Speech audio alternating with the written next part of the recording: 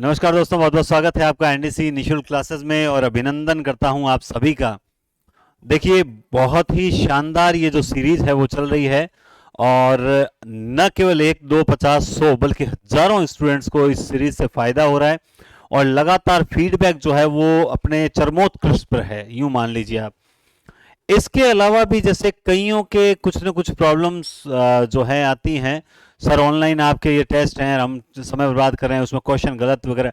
देखिए, क्वेश्चन जहाँ से लिए गए हैं, पीछे पेपर्स जहाँ आए हुए हैं वहाँ से, तो जहाँ से सिलेक्टेड क्वेश्चन हमने लिए हैं, कुछ क्वेश्चन में गलतियाँ आ रही है, तो अगर आपको पता है कि इसके अंदर ये गलत है तो उसे इग्नोर भी कीजिए। आपने 6 महीने से पढ़ाई की है, थोड़ा बहुत कई बार देख भी लीजिए। आपको ये जो पेपर बना के दे रहे हैं ना, ये भी अपने आप में बहुत बड़ी बात मान सकते हो आप। अगर मानो तो, न मानो तो कोई बात नहीं।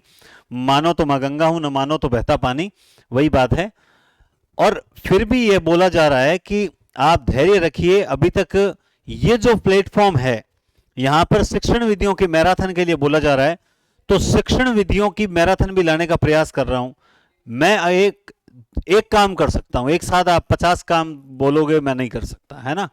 तो आप समझिए बात को। ये जो सीरीज है ये कंटिन्यू चलनी चाहिए, क्योंकि इसका कितना फायदा हो सकता है मैं जानता हूं, या जो इन पेपर्स को देख रहा है वो जानता है कि वास्तव में सिलेक्ट करना भी बहुत टेढ़ी खीर होती है। दूसरी बात, ऑनलाइन ऐप पर जिन्होंने टेस्ट सीरीज ले रखी है, अगर आपको किसी क्वेश्चन में 1 2 5 10 क्वेश्चन में भी अगर आपको लगता है कि मुझे डाउट है, आप रिपोर्ट कीजिए। जैसे ही हमारे पास मैसेज आएगा, हम एक साथ बैठ के, जैसे कल या परसों एक दिन बैठ के, सारे कितने क्वेश्चन रिपोर्ट आ जाएंगे टोटल, अगर सारे स्टूडेंट्स करोगे तो भी हाईएस्ट कितने क्वेश्चन पे रिपोर्ट आ जाएगी? हाईएस्ट 100 क्वेश्चन पे। टोटल पेपर्स में 100 क्वेश्चन पे रिपीट आ जाएंगे। 100 क्वेश्चन के करेक्ट आंसर देने के लिए हमारे पास एक दिन बहुत है। एक दिन, कल की डेट में सारे क्वेश्चन के हल निकल जाएंगे। आप मेहनत तो कीजिए, मेहनत करते हो नहीं और फिर मान लो किसी पे आप क्वेश्चन मार्क उठाते हो, ये वो। ये आप थोड़ा देखिए कि कई लोग बोलते समय बिल्कुल भी नहीं सोचते हैं। दोस्तों, मैं आपका 2 मिनट जाया कर रहा हूं, माफी चाहता हूं मैं, लेकिन कुछ लोग बोलते समय बिल्कुल भी नहीं सोचते हैं, है ना। तो थोड़ा सा आप धैर्य रखिए और ढंग से मुझे मेरा काम करने दीजिए।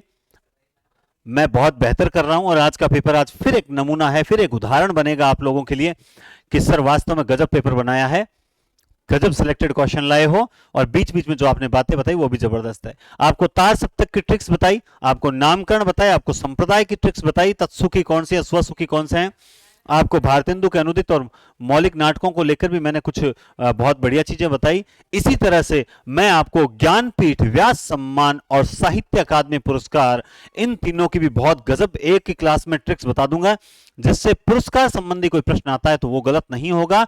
साथ में साहित्य अकादमी पुरस्कार तैयार करने से एक चीज और होती है, न केवल हम केवल साहित्य अकादमी तैयार करते हैं, बल्कि हमें यह भी पता लग जाता है कि ये जो, क्योंकि साहित्य अकादमी मिला इसका मतलब वो रचना विशेष है, और विशेष रचना है इसका मतलब उस रचना के पीछे क्या कारण है। तो अभी तक कुछ जो भी बेस्ट प्रयास कर रहा हूं, कुछ पत्रिकाओं से संबंधित लेकर आ रहा हूं, कि मुझे पता है एक पत्रिका का क्वेश्चन जरूर आता है, जैसे मैंने आज के पेपर में भी अपलोड किया, एक क्वेश्चन डाला है, ठीक है। इसके अलावा प्रवृत्तियों को लेकर भी क्वेश्चन डाले। हर चीज पे मेरा फोकस है। या तो मुझे प्रयास करने दीजिए, और या फिर अपनी जो है टांग अड़ाते रहिए, बीच में परेशान करते रहिए, एज यू विश आपके। लेकिन मैं आपको बता दूं, मैं ये सीरीज बीच में नहीं रोकने वाला। आपको रेगुलर पेपर मिलेंगे। 10 का बोला था, 11 पेपर करवाऊंगा, उसके बाद ही मैं रुकूंगा। तब तक नरेंद्र दानचारण ने यह सोच रखा है कि हम नहीं रुकेंगे। That's it. चलते हैं, हम मां सरस्वती का नाम लेकर आगे बढ़ते हैं। वंदे वाणी विनायके, मां सरस्वती की आराधना करके चलते हैं हम आगे। तो एक बार फटाफट अब तक शेयर कर दीजिए, लाइक कर दीजिए, वीडियो को सब्सक्राइब कर लीजिए चैनल को, क्योंकि अब हम बढ़ रहे हैं आगे। और आज फिर बता दूं कि आपको एक एक क्वेश्चन का आंसर ध्यान से देना। आज पेपर थोड़ा सा आपको टफ नजर आ सकता है।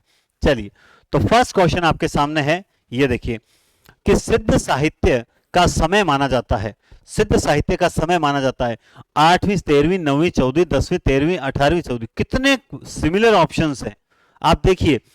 धैर्य से आंसर दीजिए। सिद्ध साहित्य का समय माना जाता है, क्या समय माना जाता है, जल्दी से बताओ। देखें, सिद्ध साहित्य का 8वीं से 13वीं, 9वीं से 14वीं, 10वीं से 13वीं, 18वीं से 14वीं।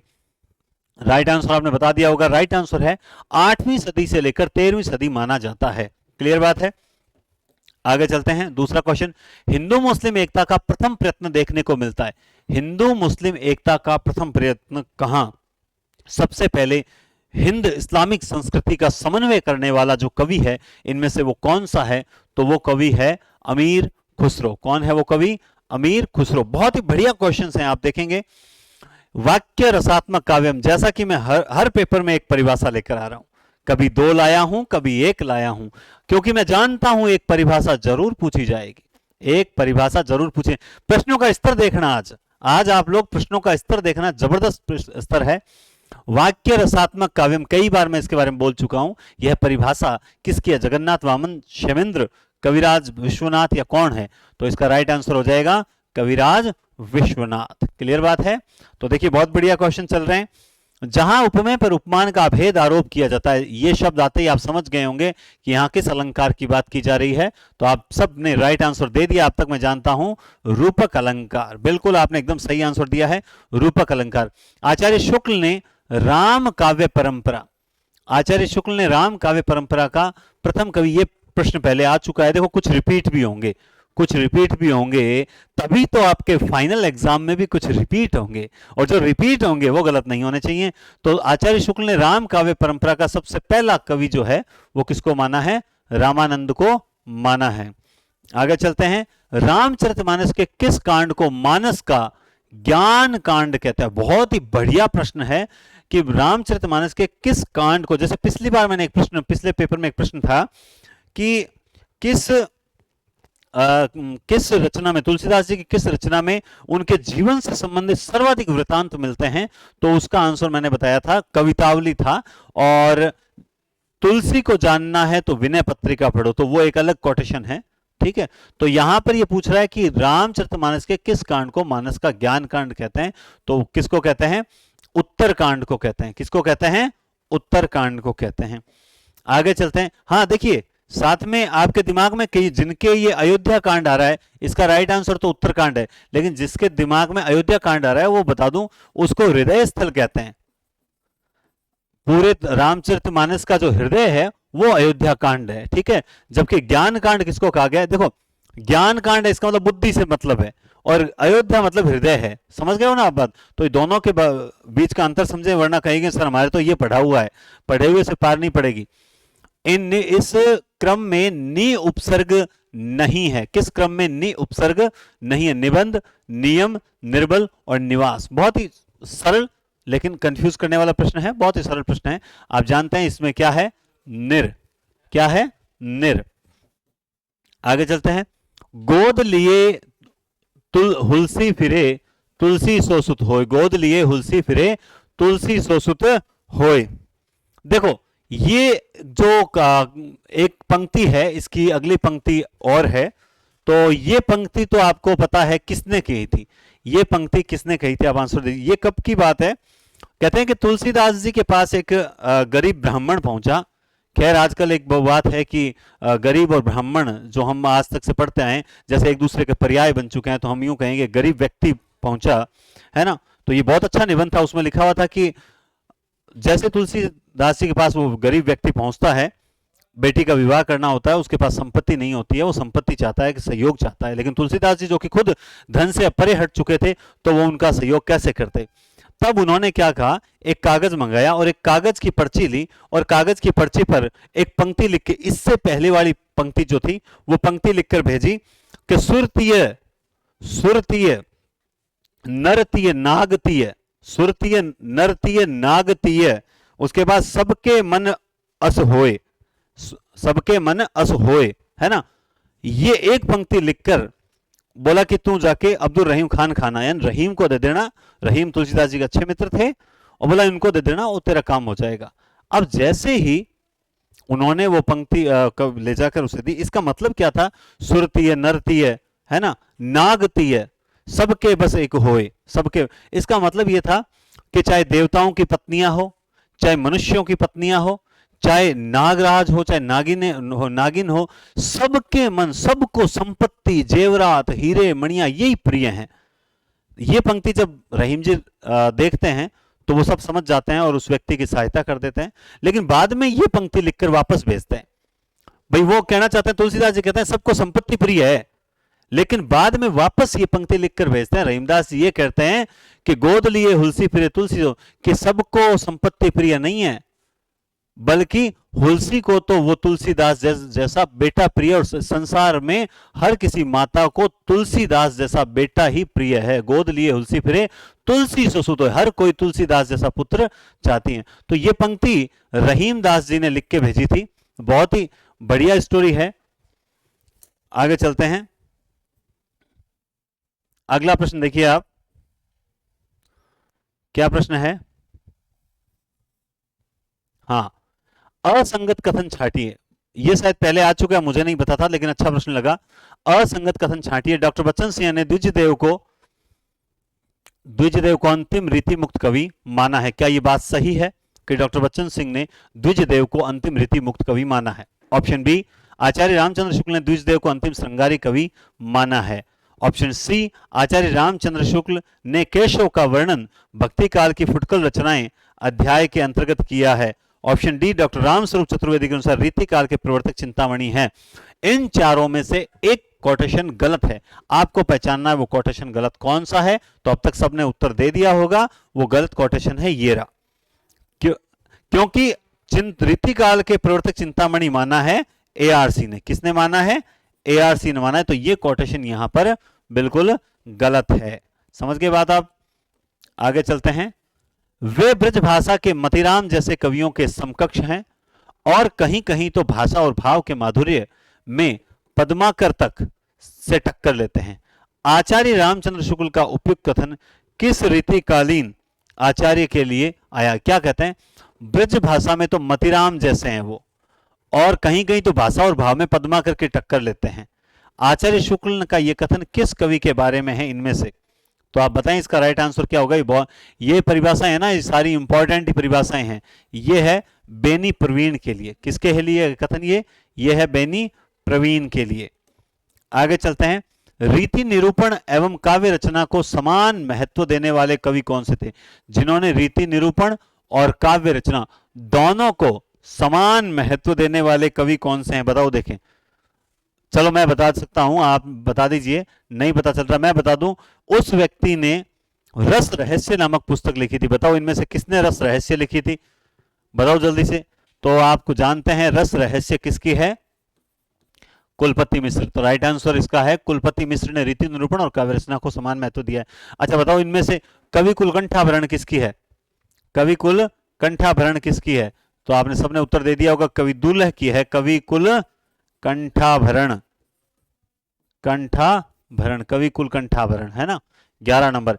आगे देखिए, बहुत बढ़िया बढ़िया प्रश्न आपको मिलेंगे। श्रृंगार वर्णन को बहुत से कवियों ने अश्लीलता की सीमा तक पहुंचा दिया था। इसका कारण जनता की रुचि नहीं और आश्रयदाताओं की रुचि थी। उपयुक्त कथन किस साहित्यकार का? बहुत ही बढ़िया क्वेश्चन है। ये क्या कहना चाहते हैं कि श्रृंगार वर्णन को बहुत से कवियों ने अश्लीलता की सीमा तक पहुंचा दिया।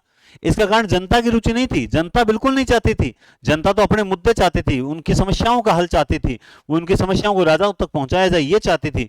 लेकिन आश्रयदाताओं की रुचि के कारण श्रृंगार वर्णन अश्लीलता तक पहुंच चुका था। यह कथन किसका है? यह कथन है आचार्य रामचंद्र शुक्ल का। आचार्य रामचंद्र शुक्ल। देखो अब आप में से कई ये सोचेंगे सर आप तो कोटेशन ले आए, पेपर टफ हो गया। भाई हमें 4 पेपर संपूर्ण पाठ्यक्रम के लेने हैं। आज का पेपर एक अलग मतलब कहते हैं ना कि एक अलग स्तर का है। कल वाला पेपर एक पेपर होगा जिसमें ज्यादातर रचनाओं को महत्व देंगे। एक पेपर होगा जिसमें कुछ पार्ट लग रहा है कि भाई इन पार्ट से मैंने क्वेश्चन नहीं उठाया, उन पार्ट को महत्व दूंगा। एक पेपर ऐसा होगा जिसमें हर चीज मतलब प्योर आरपीएससी पैटर्न पर होगा, जिसमें एक परिभाषा भी हो, रचनाओं के प्रश्न हो, मिलान के भी हो, संगत असंगत हर तरह का पेपर आपको मिलेगा। किसी भी तरह से प्रश्न आए आपका सही ही होगा। चलिए असंगत कथन छांटिए।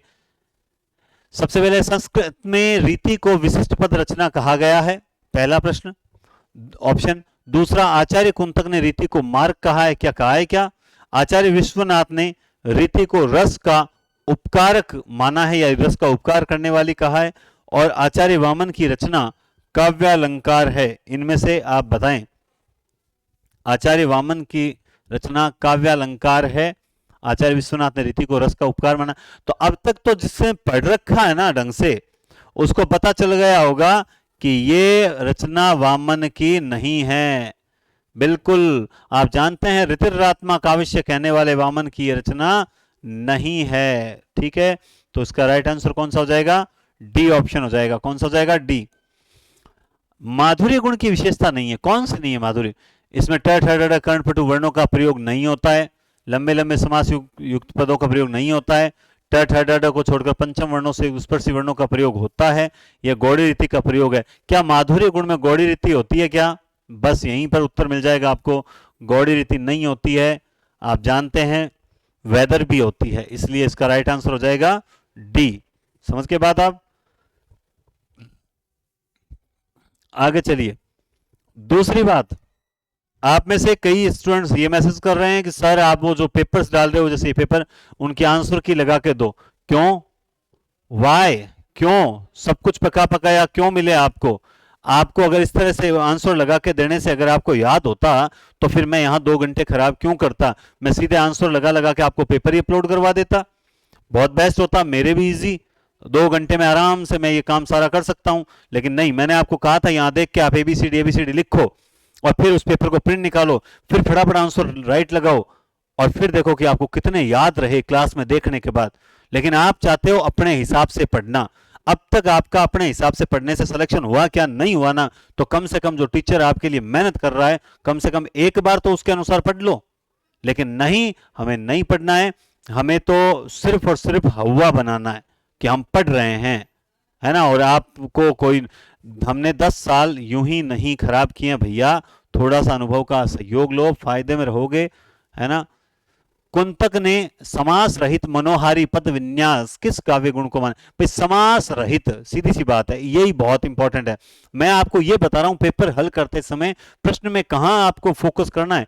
मैं हमेशा बोलता हूं कि प्रश्न में एक ऐसा शब्द होता है जो आपको उत्तर की ओर संकेत करता है। समास बहुला कौन से होती है और समास रहित कौन सा होता है? तो आप बताएं, समास रहित जिसमें समासिक पद नहीं होते वो कौन सा होता है? वो माधुर्य गुण होता है। क्या होता है? माधुर्य गुण होता है। अगला क्वेश्चन आप देखेंगे, किस क्रमांक का शब्द सर्प सर्प का पर्यायवाची नहीं है? बहुत ही ये भी बढ़िया क्वेश्चन है आपके सामने।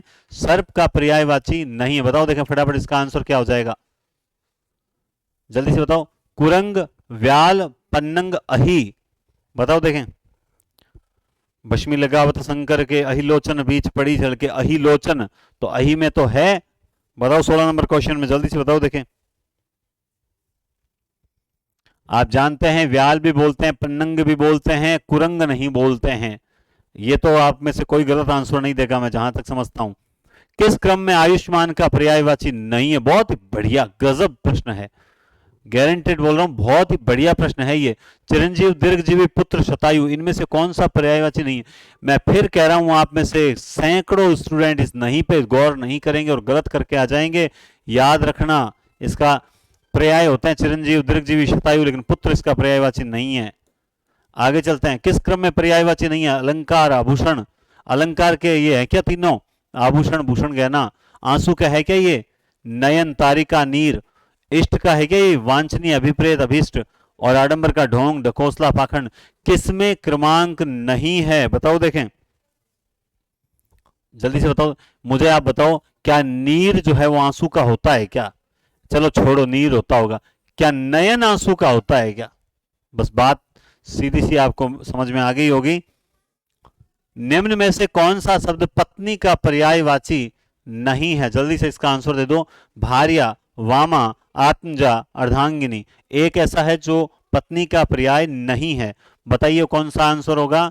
आत्मजा पत्नी का नहीं होता, बाकी तीनों पत्नी के होते हैं। आगे चलते हैं, निम्नलिखित में से निशा का पर्यायवाची नहीं है।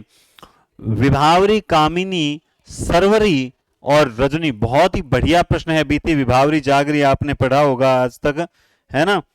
बताओ देखें इसका राइट आंसर क्या हो जाएगा? बीती, विभावरी, जागरी, शर्वरी, रजनी। तो आप जानते हैं कामिनी रात को नहीं कहते हैं। क्या कहते हैं? कामिनी रात को नहीं कहते हैं।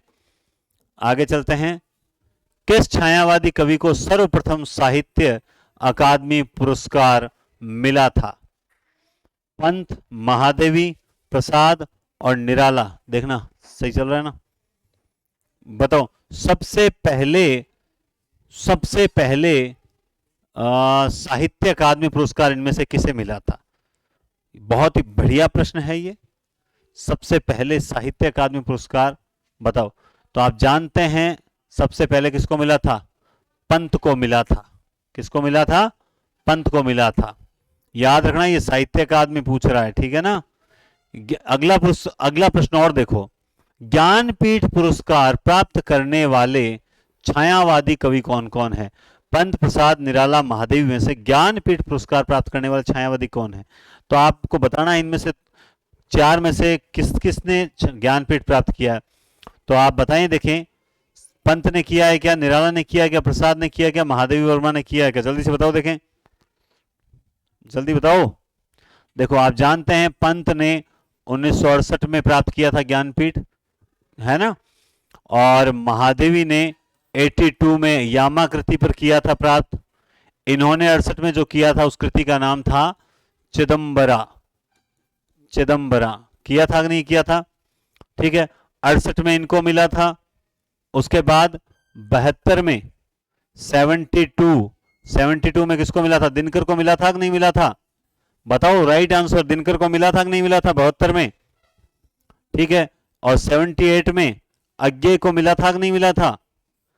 68, 72, 78, फिर 82 में यामा, 82 और 92 में नरेश मेहता को मिला था कि नहीं मिला था?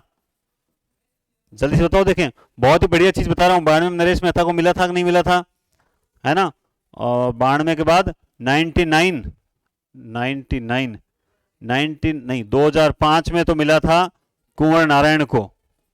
कुंवर नारायण को 2005 में किसको मिला था? कुंवर, हाँ, 99 न निर्मल वर्मा। कितने हो गए? 1 और 2 3 4 5 6 7 हो गए, है ना।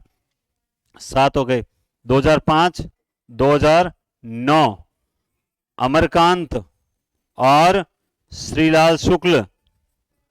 श्रीलाल शुक्ल, ये कितने हो गए? 1 2 3 4 5 6 7 8 हो गए, है ना। और 2013 केदारनाथ सिंह।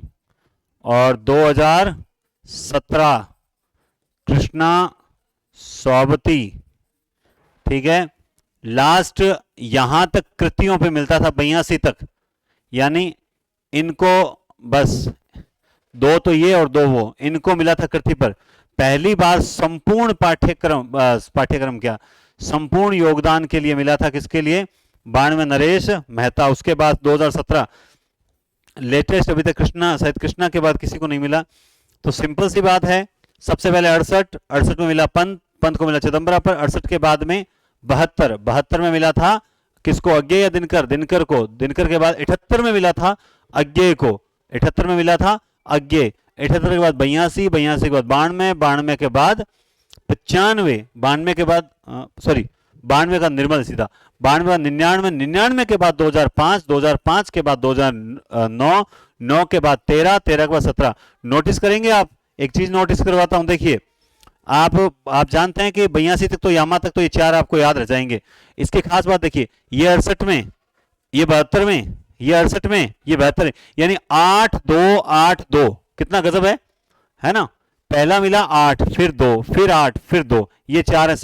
आप देख लीजिए, 68 72 78 82, 68 72 78 82।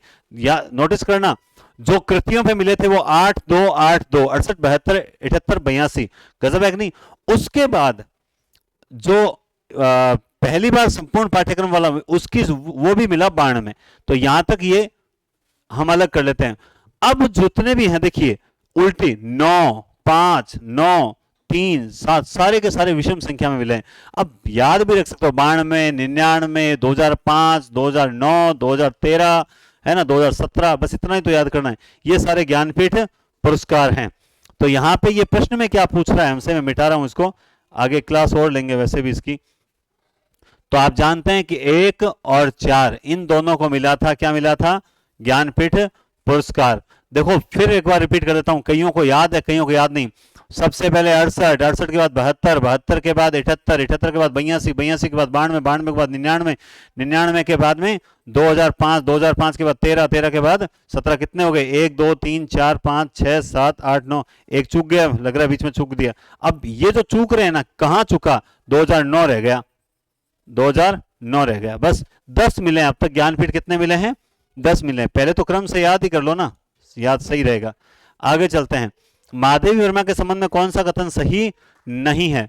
महादेवी वर्मा का काव्य मूलतः गीत काव्य, सर्वाधिक प्रिय प्रतीक दीपक और बादल है, इनका रहस्यवाद दार्शनिक रहस्यवाद है। रामविलास शर्मा ने संवेदनशील इंद्रिय बोध की कवियत्री कहकर इनको पुकारा है। तो बताइए, देखो बताओ इसमें से कौन सा सही नहीं है, पहले तो आप ये बता दो। तो इसमें राइट आंसर आप देखेंगे, बाद में बताएंगे, लेकिन देखो ये चीज तो सही है, मूलतः गीत का बिल्कुल सही। और ये भी बात सही है, इनके दीपक और बादल जो हैं वो प्रिय प्रतीक माने जाते हैं। और आप जानते हैं कि इनका रहस्यवाद जो है वो दार्शनिक रहस्यवाद है। कैसा रहस्यवाद है? लेकिन रामविलास शर्मा ने इनको संवेदनशील इंद्रिय बोध का कवि कहा है, बिल्कुल गलत है, ये इनको कहा ही नहीं जाता है। इसका राइट आंसर होगा डी। आगे देखिए, इनमें से कौन सी रचना निराला की? अनामिका, परिमल, आराधना, गुंजन, सांध्य गीत। तो आप जानते हैं ये प्रश्न कल वाले पेपर में आ गया था, आज फिर रिपीट हो गया किसी कारण से, कोई बात नहीं। आप जानते हैं ये गुंजन नहीं है और सांध्य गीत नहीं है। 1 2 3, तो राइट आंसर इसका हो जाएगा 1 2 3। ये पहले आ चुका प्रश्न है। ग्रंथि, वीणा, पल्लव, गुंजन, गुंजन पंत की है, सांध्य गीत महादेवी वर्मा की है। छायावाद की विशेषताओं में सही नहीं है। छायावाद में स्वच्छंदतावादी प्रवृत्ति मिलती है। यह काव्य सर्ववाद, कर्मवाद, वेदांत, शैव दर्शन, भक्ति आदि सिद्धांतों को लेकर चलता है। इतिवृत्तात्मकता इसकी मुख्य विशेषता मानी जाती है और इसकी अभिव्यंजना शैली में नवीनता है। इसमें से एक जो लाइन है वो बिल्कुल गलत है। क्यों? क्योंकि वो लाइन ये कहती है कि इसमें ये चीज अधिक है, जबकि आप जानते हैं कि ये विशेषता किसकी है? ये विशेषता द्विवेदी युग की, इतिवृत्तात्मकता द्विवेदी युग की विशेषता है। तो इसका राइट आंसर हो जाएगा सी ऑप्शन। ठीक है, आगे चलते हैं। निराला को महाप्राण, निराला यानी ये जो निराला को महाप्राण की उपाधि है किसने दी थी? सिंपल सा क्वेश्चन है, बहुत सरल क्वेश्चन है। गंगा प्रसाद, जय प्रसाद, राम कुमार, बच्चन सिंह। तो आप जानते हैं इसका राइट आंसर हो जाएगा दोस्तों गंगा प्रसाद पांडे। क्या हो जाएगा? गंगा प्रसाद पांडे। आगे चलते हैं। सुमेलित नहीं है, बहुत बढ़िया। पंक्तियों के, प्रसिद्ध पंक्तियों के क्वेश्चन भी मैं अब लेकर आ रहा हूं, संपूर्ण पाठ्यक्रम में लेकर आऊंगा। जागो फिर एक बार शेरों की मान में आया है शार। जागो फिर एक बार किसकी पंक्ति है? ये निराला की है क्या? जाग तुझको दूर जाना महादेवी की है क्या? बीती विभावरी जागरी प्रसाद की है क्या? अब जागो जीवन के प्रभात, ये पंथ की है क्या? इनमें से एक गलत है और जो गलत है वही आपको बताना है, और वो गलत है दोस्तों अब जागो जीवन के प्रभात। ये पंथ की पंक्ति नहीं है, बाकी तीनों की तीनों पंक्तियां बिल्कुल सही लिखी हुई है। आगे चलता है। निम्नलिखित में से कौन सा शब्द शुद्ध रूप में लिखा गया? नीरव, नीति, त्रिपुरारी, प्रतिनिधि। बताओ देखिए कौन सा शब्द शुद्ध लिखा हुआ है। तो आप में से बहुत से साथियों ने अब तक आंसर दे दिया होगा त्रिपुरारी, क्योंकि नीति, नीरव और प्रतिनिधि तीनों में मात्रा संबंधी अशुद्धि है। आगे चलिए। निम्नलिखित में से कौन सा शब्द शुद्ध में लिखा गया है? मिष्टान, स्वस्थ, व्याकरण, निरीक्षण। बताओ देखें। हाँ, तो शुद्ध कौन सा है? निरीक्षण है ना, नेह धन इक्षण। चलते हैं आगे। अज्ञेय की किस कृति को साहित्य अकादमी पुरस्कार मिला था? बहुत ही बढ़िया क्वेश्चन है। आज ज्ञानपीठ आप नोटिस कीजिए, आपको करना भी चाहिए, आपको नोटिस करना चाहिए। और देखो नोटिस कर रहे हैं, आप में से हजारों छात्र नोटिस कर रहे हैं, क्योंकि अब तक इन पेपर्स के बारे में मुझे किसी ने एक भी कमेंट नहीं किया कि आपके पेपर अच्छे नहीं है। मतलब ऐसे ऐसे कमेंट, ऐसे ऐसे मैसेज आ रहे हैं, मतलब यूं मान लो कि बहुत बड़े बड़े मैसेज आ रहे हैं, उनको पढ़ने में 2-2 मिनट लग रहे हैं। बड़े बड़े लेक्चरर्स हैं जो अलग अलग जिलों में, भरतपुर से, अलवर से, मैं आज एक कमेंट स्टेटस पे लगाऊंगा भी, सब कह रहे हैं सर हमें पता चला कि आप इस तरह से करवा रहे हो, बहुत ही अच्छे क्वेश्चन है, हमने देखे हैं आपके बीच बीच में से वीडियो। मैं कहता हूं तैयारी करने वाले जो है ना, इनको ढंग से देख लो। आप नोटिस कीजिए इस बात को कि मैं हर पेपर में किसी भी टॉपिक में से कोई चीज छूट न जाए, इसका विशेष ध्यान रख रहा हूं। अब तक ज्ञानपीठ, साहित्य अकादमी में एक भी प्रश्न नहीं लाया था, आज मैं ज्ञानपीठ और साहित्य अकादमी के 2-4 प्रश्न लेकर आया हूं। वाई, क्यों लेकर आया हूं? इसलिए लेकर आया हूं ताकि आपको पता चले अरे यार ये टॉपिक मैंने पढ़ा कि नहीं पढ़ा, कहीं आप भूल तो नहीं रहे हो इस चीज को, इसलिए मैं लेकर आ रहा हूं। तो बताइए, देखिए अज्ञेय की किस कृति पर साहित्य अकादमी पुरस्कार मिला था? 30 नंबर क्वेश्चन, जल्दी से बताओ। देखें, बताओ। आप सब जानते हैं आंगन के पार द्वार, आंगन के पार द्वार पर। ठीक है, आगे चलते हैं। रागे राघव कृत उपन्यास नहीं है, यानी एक रागे राघव कृत उपन्यास नहीं, बाकी तीन है, एक नहीं है। बहुत ही बढ़िया क्वेश्चन है, एक नहीं है। कौन सा नहीं है? देवकी का बेटा, सामर्थ्य और सीमा, लखिमा की आंखें, धुनी का धुआं, इनमें से एक नहीं है। चलो मैं आपको यह बता देता हूं, जो एक नहीं है वो भगवती चरण वर्मा का है। जो एक नहीं है इसमें वो भगवती चरण वर्मा का है, और वो आंसर हो जाएगा सामर्थ्य और सीमा जो है वो भगवती चरण वर्मा का है ना। थोड़ा सा बीच बीच में बता देता हूं ताकि ये भी नहीं लगे कि है ना बाकी तीन नहीं, लेकिन ये है किसका सर, ये भी तो बता दो। क्योंकि हाँ, गिरजा कुमार माथुर, श्रीराम वर्मा, नरेश मेहता, केदारनाथ सिंह, इनको आपको सप्तक में सेट करना है, और सप्तक की ट्रिक आपको बताई हुई है। चलो आप सब सेट करो, देखें, बताओ, देखें ट्रिक बताओ। पहली तार सप्तक की फर्स्ट ट्रिक कौन सी है, जल्दी से कमेंट कीजिए। फर्स्ट तार सप्तक जो था 1943, फिर 51, फिर 59, फिर 79, और फर्स्ट जो था 43, उसमें 7 कवि थे, राहों के अन्वेषी। बताइए, तार सप्तक प्रभाकर माचवे के दिमाग की उपज थी, लेकिन इसका प्रवर्तक अज्ञे को कहा जाता है। अज्ञे ने दूसरे सप्तक में कहा था कि हमें कोई वादी न कहकर पुकारा जाए, हम नई कविता कहें, यह संतोष का विषय है। जल्दी से बताओ, देखें तो अने रामू भाप गिरी, तो गिरी, गिरी किस में आ जाएगा? गिरी आ जाएगा इसमें, किस में आ जाएगा? इसमें। श्रीराम वर्मा, श्रीराम कौन से में आए थे? अने रामू भापगिरी, बताइए बताइए जल्दी बताइए। और डॉक्टर एस बी है न, ये दूसरे की थी क्या? तो ये आ जाएगा केदारनाथ सिंह। पीएम आपको पता है क वाले सारे तीनों में थे, तो अब देख लीजिए, एक में 3 और सी में 2, एक में 3 और सी में 2 और द में 4, कौन सा करें बता दो, देखें राइट आंसर हो जाएगा ये 3 1 2 4, 32 में 3 1 2 4। क्लियर बात है? तो आप सबको तार सब तक याद है कि नहीं है? अने रामू भावगिरी, डॉक्टर एसएसबी है ना, पीएम की सभी कुके। प्रयोगवाद से संबंध एक बार बार कमेंट आ रहा है, बार बार कमेंट आ रहा है, मुझे समझ नहीं आ रहा सर, प्रयोगवाद सिलेबस में नहीं है, आप प्रश्न लेके आ रहे हो सर, आपको सिलेबस का ही नहीं पता है यार। एक तो क्या, तो या तो तुम ज्ञान दे लो यार मुझे, है ना, तुम ज्ञान दे लो। अरे पढ़ने वाले को पढ़ना दो रे, तुम्हें नहीं पढ़ना है, तुम्हें लगता है सर बेकार पढ़ा रहे हैं, छोड़ दो, दैट्स इट, खत्म कहानी। रोज रोज रामायण का हुआ है। प्रयोगवाद मैं कह रहा हूं, इस प्रयोगवाद को आप जानते हैं, नई कविता युग। जब अज्ञे ने दूसरे सप्तक में बोल दिया था हम प्रयोगवादी नहीं हैं, हम नई कविता युग हैं, समझ रहे हो बात आप? तो प्रयोगवाद नई कविता, समकालीन कविता, ताजी कविता, है ना, अकविता, है ना, और रविंद्र भ्रमर के को सहज कविता, ये जो कविता आंदोलन है ये पूरा एक ही माना जाता है। प्रयोगवाद के बाद ये एक ही माना जाता है, इसमें कोई विशेष अंतर नहीं है। क्योंकि आप सोचिए, जो पंथ छायावाद से चलता है और वो नई कविता तक चलते रहते हैं, तो आप पंथ को कैसे अलग कर दोगे? पंथ की मान लो प्रयोगवाद के दौरान भी पंथ ने कविताएं लिखी थी, प्रगतिवाद के दौरान भी कविताएं लिखी थी। महादेवी वर्मा, जिनका जन्म 1907 और 1980 में हुआ था, क्या निधन, है ना, 80 87 में हुआ था शायद, हाँ 87, है ना। तो 7 से 87 के बीच में छायावाद, प्रगति, प्रयोग, नई कविता, सहज कविता, अकविता, सारे ही आ गए। आप इन नए वाले कवियों को अलग कैसे करोगे? ये कैसे कर दोगे किताबों के आधार पर? ये प्रयोगवाद नई कविता एक ही है, मिला जुला है, इसको आप अलग नहीं कर सकते कि इसको प्रयोगवाद में शामिल करोगे, इसको नई कविता में नहीं कर सकते, और कर सकते हो तो मुझे भेजो व्हाट्सएप पर। मतलब पढ़ना नहीं है, मारवाड़ी में क्या मरण दो, अब कई गुरजित है या कहीं कर रहे हो, है ना, छोड़ो। क्षमा बड़न को चाहिए छोटन को उत्पाद, करो बेटा उत्पाद करो, 10 दिन ही बच्चे हैं, कर लो उत्पाद, फिर आरपीसी उत्पाद करेगी, वरना ढंग से 10 दिन को अभी तक भी क्रमबद्ध तैयारी करनी है। मैं तो आज भी मेरे 2 बहुत प्रिय अजीज स्टूडेंट्स हैं, उनको बोल के आया हूं, मैंने कहा नहीं नहीं अभी तक भी तैयारी में थोड़ी कमी लग रही है मुझे, अब जो भी तैयारी है उसको थोड़ा क्रम सिस्टमेटिक कर लो। मैंने कहा तुम्हें नहीं पता चला, बोला सर आप क्लास के बाद एक बार रूम पे आना और हमें थोड़ा सा बता देना, तो मैं फिर उनको जाके आज समझाऊंगा। मैं चाहता हूं आपका सिलेक्शन, मैं चाहता हूं आपका सिलेक्शन, समझ रहे हो बात आप? समझिए, प्रयोगवाद से संबंधित सत्य कथन, लघुमानव को उसकी समस्त हीनता, जो लघुमानव को उसकी समस्त हीनता और महत्ता के संदर्भ में प्रस्तुत करके प्रयोगवादी कविता ने उसके प्रति सहानुभूतिपूर्ण दृष्टि से सोचने के लिए नया रास्ता खोल दिया। छायावादी कवियों की तुलना में प्रयोगवादी कवियों में दमित यौन वासना के नग्न रूप को प्रस्तुत किया। इन कवियों ने मध्यम वर्गीय व्यक्ति के जीवन की समस्त जड़ता, कुंठा, अनास्था, पराजय, बड़े बौद्धिकता के साथ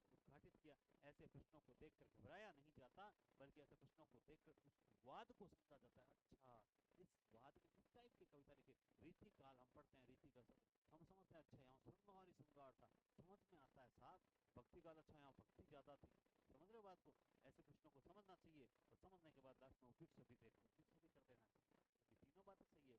इस प्रयोगवादियों की विशेषता थी क्या थी?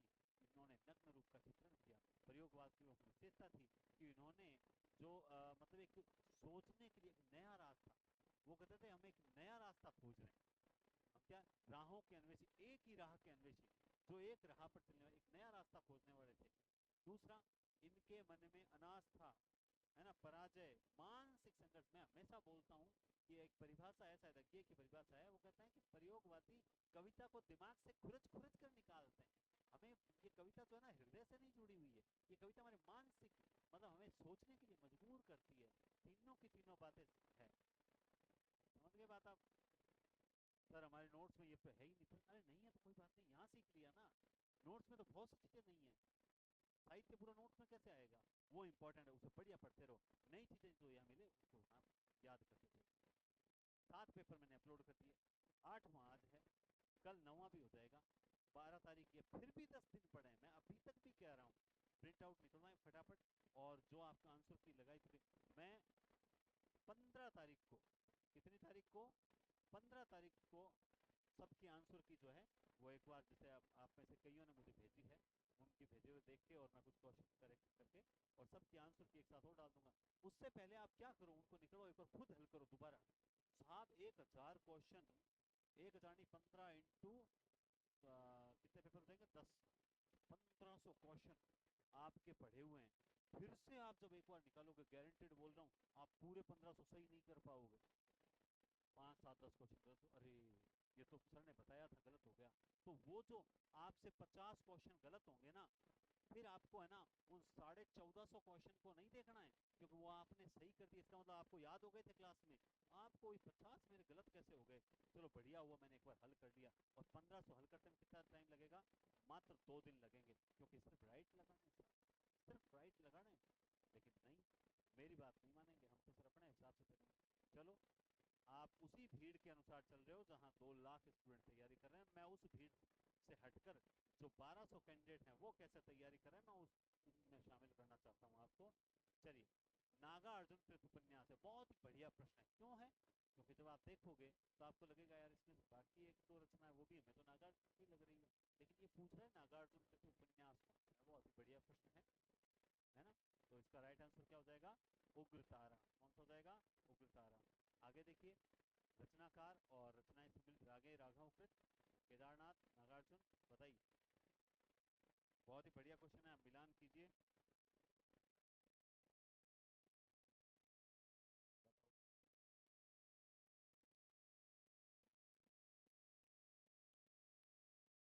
यहाँ दोनों में सर सर लिख दिया।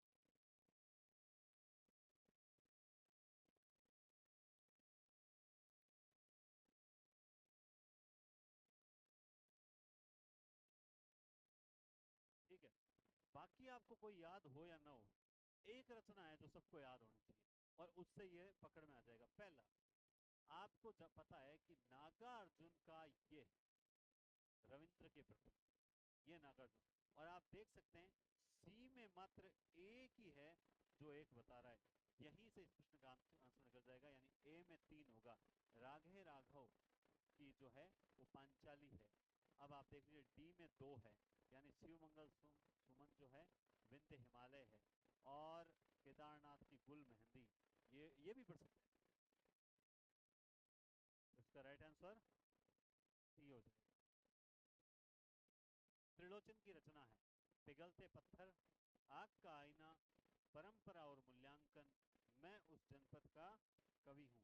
इसमें से त्रिलोचन की रचना कौन सी है? बहुत ही बढ़िया प्रश्न है ना? आज की क्लास का 100 इंपॉर्टेंट तो प्रश्न तो है ही, साथ में 100 रुपए वाला प्रश्न है ये। बताओ देखो, बहुत ही बढ़िया क्वेश्चन।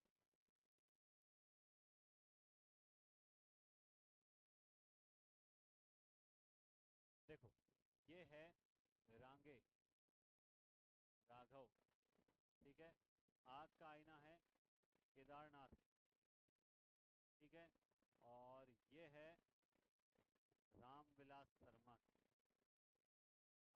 पिघलते पत्थर इनका क्या है? रिपोर्टार्ड। पिघलते पत्थर तो है इनका रिपोर्टार्ड। अब सर हमारे सिलेबस में सर रिपोर्टार्ड तो है ही नहीं। अरे रिपोर्टार्ड नहीं है, ये रचना का पूछ रहा है सीधा, मतलब ही नहीं है। ये कह रहा है इनमें से कौन सी रचना है, और ये जो है ये है त्रिलोचन की। इसकी है त्रिलोचन की, ठीक है। अब मैंने आपको एक प्रश्न में 4 रचनाएं बताई, सपोज दैट इनमें से कोई पेपर में आ जाए तो कितना बढ़िया रहेगा, जी खुश हो जाएगा, कितनी दुआएं दोगे। लेकिन कई तो कमेंट मुझे इतना निराश कर देते हैं कई बार, मेरा दिमाग खराब हो जाता है कि मतलब वास्तव में कोई मतलब ही नहीं है ना। लेकिन वहीं एक जो कहते हैं ना आशा की उम्मीद की किरण, एक कमेंट ऐसा आता है, ऐसा लगता है जैसे वास्तव में इस बंदे की जरूरत करके मैं संसार का सबसे बड़ा पुण्य कार्य कर रहा हूँ। वो कमेंट सर आपकी क्लास देख के सर हम यूं मान लीजिए डूबते को सर सहारा मिल गया। हमें सर नहीं पता था सर, हम लेट आए आपके चैनल पे, ऐसा लगता है। नहीं, अच्छा प्रयास और है, आप वीडियोस के रिव्यू देख सकते हैं, बहुत अच्छा प्रयास है।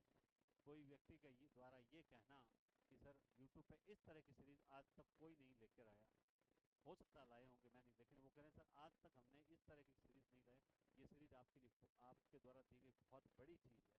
तो मुझे और अच्छा लगता है कि अगले 3 पेपर और ज़बरदस्त बनाएंगे, 9, 10, 11, है ना। पता है हिंदी के आधुनिक कबीर कौन हैं? तो आप जानते हैं कबीर जो है वो नागार्जुन है, आधुनिक जो सूरदास हैं वो हरिओद हैं, आधुनिक तुलसीदास हैं वो अपने कौन है, मेत्री शरण गुप्त, ठीक है। कौन सा विकल्प सम्मिलित नहीं है? इसमें से एक विकल्प है बुद्ध और नाथकर बच्चन, हिम किरीटनी रामदास दिनकर, हिम विस्पाई जन्म के बाल शर्मा नवीन, प्रवासी के गीत नरेंद्र शर्मा। इसमें से एक सिंपल आप सबने पहचान लिया होगा, ये माखन लाल चतुर्वेदी की रचना, ये माखन लाल चतुर्वेदी की रचना है, बाकी तीनों से। कभी कुछ ऐसी तान सुनाओ जिससे उथल पुथल मच जाए, एक लहर उधर से आए, एक लहर उधर से आए, बाल कृष्ण शर्मा नवीन कहलाए। 39 में कौन कहलाएगा? बाल कृष्ण शर्मा नवीन कहलाएगा, इसमें कोई दिक्कत वाली बात नहीं है। ठीक है, आगे चलते हैं। सम्मिलित नहीं है, एक रचना ऐसी है जो सम्मिलित नहीं है।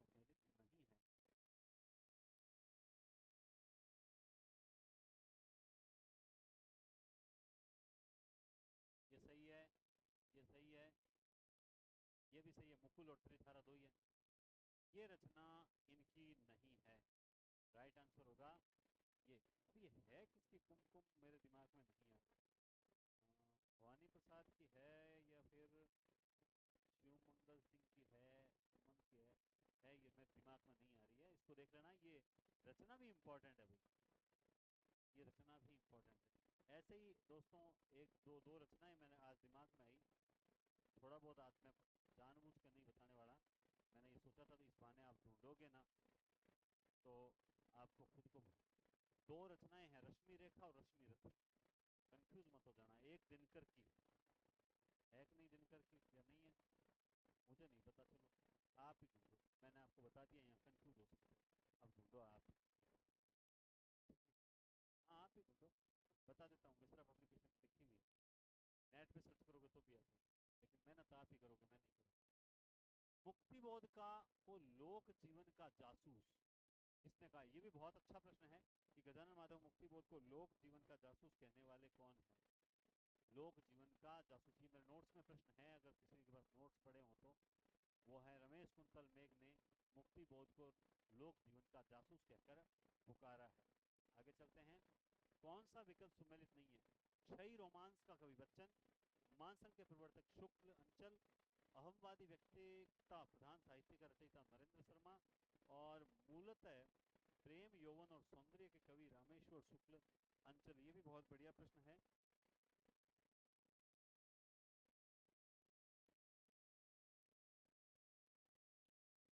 मिल गया क्या उत्तर?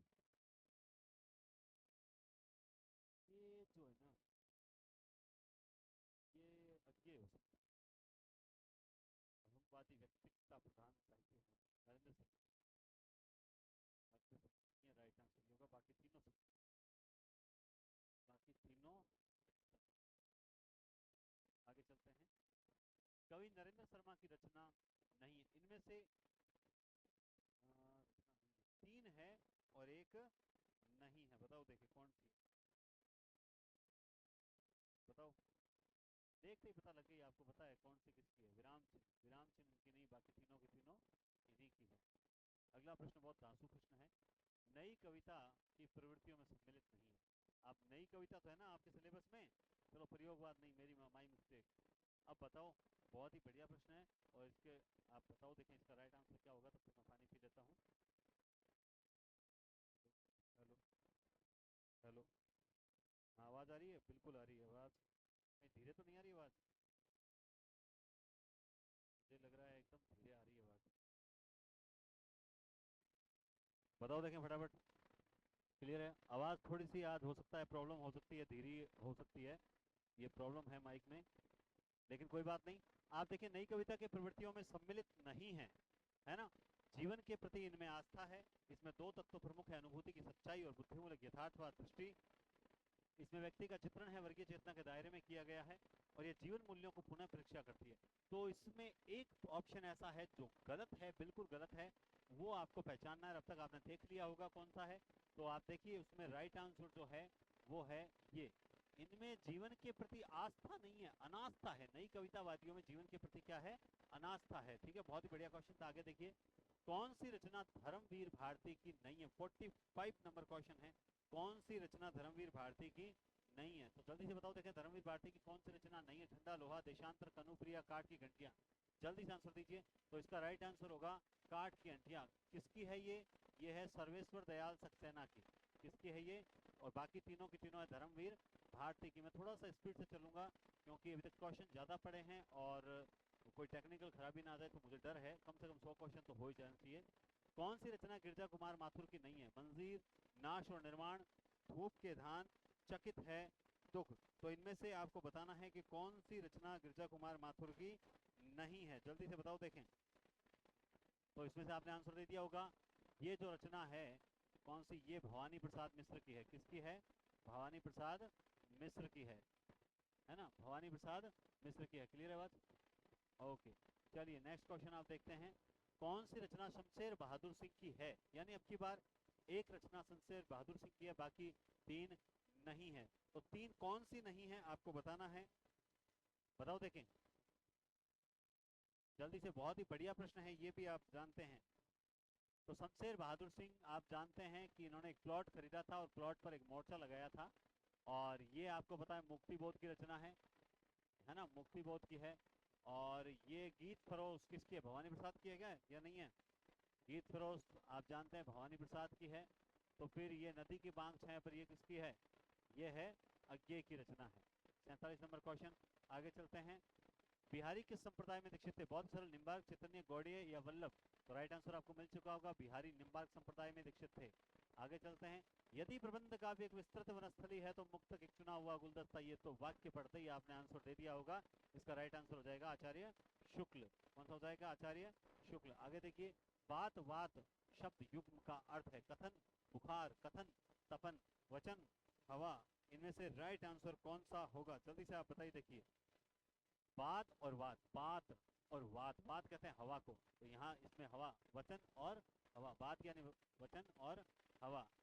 आगे चलते हैं। देव और देव दो शब्द सेम नजर आ रहे हैं, वहां आपको ये सेम तो नहीं होना चाहिए, थोड़ा सा अंतर होना चाहिए था इसमें, ठीक है, लेकिन फिर भी यहाँ पे देव और देव ये थोड़ा सा अंतर आ गया है ना। ये सेम ही होते हैं दोनों का, नहीं दोनों का फिर देवता और भाग्य थोड़ा सा अंतर था, देव है ना, देव होना चाहिए था। चलो ये थोड़ा विवादित है प्रश्न, कोई मिसप्रिंट रह गई है। बस ध्यान रखना, देव और देव होते हैं, एक देवता तो होता ही आप जानते हैं, एक भाग्य होता है दूसरा। दूत और धूत, इन दोनों में आपको अंतर बताना है। दूत और धूत बताइए। देखे, दूत और धुत, धुत किसे बोलते हैं भाई? जल्दी से बताओ। देखें, धुत, धुत धुत बोलते हैं दूत। हाँ, दूत यानी प्रतिनिधि और धूत यानी जुआ। तो ये भी आंसर मिल गया आपको। नेक्स्ट क्वेश्चन देखिए आप लोग। हो गया। तनु और तनु शब्द का सही अर्थ बताना है। तनु और तनु, इसका अर्थ तनु और तनु, जल्दी से बताओ। देखो बहुत ही बढ़िया प्रश्न, ये भी बहुत बढ़िया प्रश्न है। तनु यानी दुबला और तनु यानी पुत्र।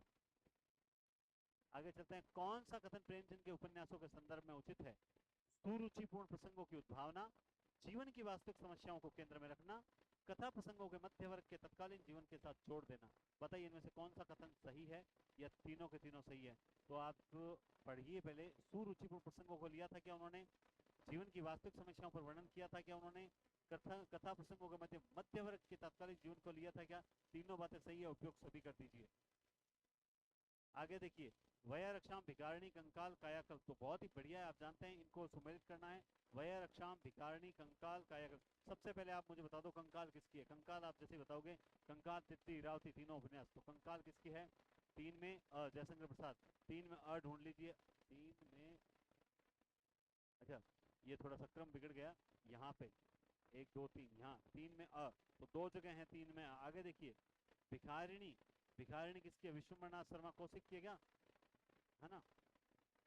तो उसमें आपको देखना है 2 में सी, 2 में ये रहा, 2 में सी। तो यहाँ पे ये भी देखो, ये भी सेम आ गए। अब बात आ गई वया रक्षाम और कायाकल्प, तो आप जानते हैं कि काया बदल गई 4 में बी, लास्ट वाले में देखना है बी। तो इनमें से ये रहा बी, यहाँ मिल रहा है हमें, तो इसका मतलब राइट आंसर कौन सा हो गया? सी ऑप्शन राइट आ गए, है ना? सी हो गया राइट। आगे चलते हैं। हठो बाछा, यहाँ बाछा शब्द का क्या अर्थ है? हठो बाछा, यहाँ बाछा शब्द का क्या अर्थ है? जल्दी से बताओ। बाछा, बाछा का क्या अर्थ है? बाछा ओढ़नी, मंगनी, बादशाह या इनाम? तो आप जानते हैं हठो बाछा का मतलब है बादशाह। कौन सा है? बादशाह। हर वर्ग के आपको क्वेश्चन मिलेंगे। 11 वर्ष का समय कहानी के लेखक कौन है? आप जानते हैं 11 वर्ष का समय इस कहानी के लेखक कौन है? बहुत ही प्रसिद्ध कहानी है और बहुत ही प्रसिद्ध व्यक्ति की कहानी है। आचार्य रामचंद्र शुक्ल। किसकी है? आचार्य रामचंद्र शुक्ल की है। प्रसाद जी की कहानियां किस पत्रिका में छपा करती थी? जयशंकर प्रसाद है, उनकी कहानियां किस पत्रिका में छपती थी? तो आप जल्दी से बताएं, देखें किस पत्रिका में छपती थी। तो वो छपती थी दोस्तों, आपने आंसर दे दिया होगा, इंदु पत्रिका में। किसमें? इंदु। इनमें से कौन सी कहानी चंद्रधर शर्मा गुलेरी की है? उसने कहा था सुखमय जीवन बुद्ध का कांटा उपयुक्त सभी। आप जानते हैं कि इसमें से राइट आंसर कौन सा है? और चंद्रशर धर्मा गुलेरी ये राजस्थान से है क्या? है ना? तो बताओ देखें इनकी कौन सी, तो आपको पता है इनकी 3 ही प्रसिद्ध कहानियां हैं, उपयुक्त सभी हो जाएगा। नेक्स्ट क्वेश्चन आप देखिए। प्रेमचंद पूर्व हिंदी कहानियों में मतलब प्रेमचंद पूर्व युग जो है उसमें हिंदी कहानियों में सर्वश्रेष्ठ कहानी के रूप में कौन सी प्रसिद्ध हुई थी? ये बहुत ही अच्छा प्रश्न है। बताओ देखें इसका राइट आंसर क्या हो जाएगा? इसका राइट आंसर हो जाएगा रक्षाबंधन ताई, उसने कहा था। और राखी बंधन, अब कईयों के दिमाग में उसने कहा था आएगा, वो तो प्रेमचंद के युग के ही माने जाते हैं कि नहीं मानते? राखी बंद भाई, राखी बंद भाई वृंदावन लाल वर्मा की है क्या? प्रेमचंद की अंतिम कहानी कौन सी है? बहुत ही बढ़िया अंतिम कहानी, नाम आते ही आपके दिमाग में कहानी का ही नाम आ गया होगा। और वो कहानी कौन सी है जो आपके सिलेबस में लगती है? कफन। कौन सी कहानी है? कफन। नेक्स्ट क्वेश्चन आप देखिए।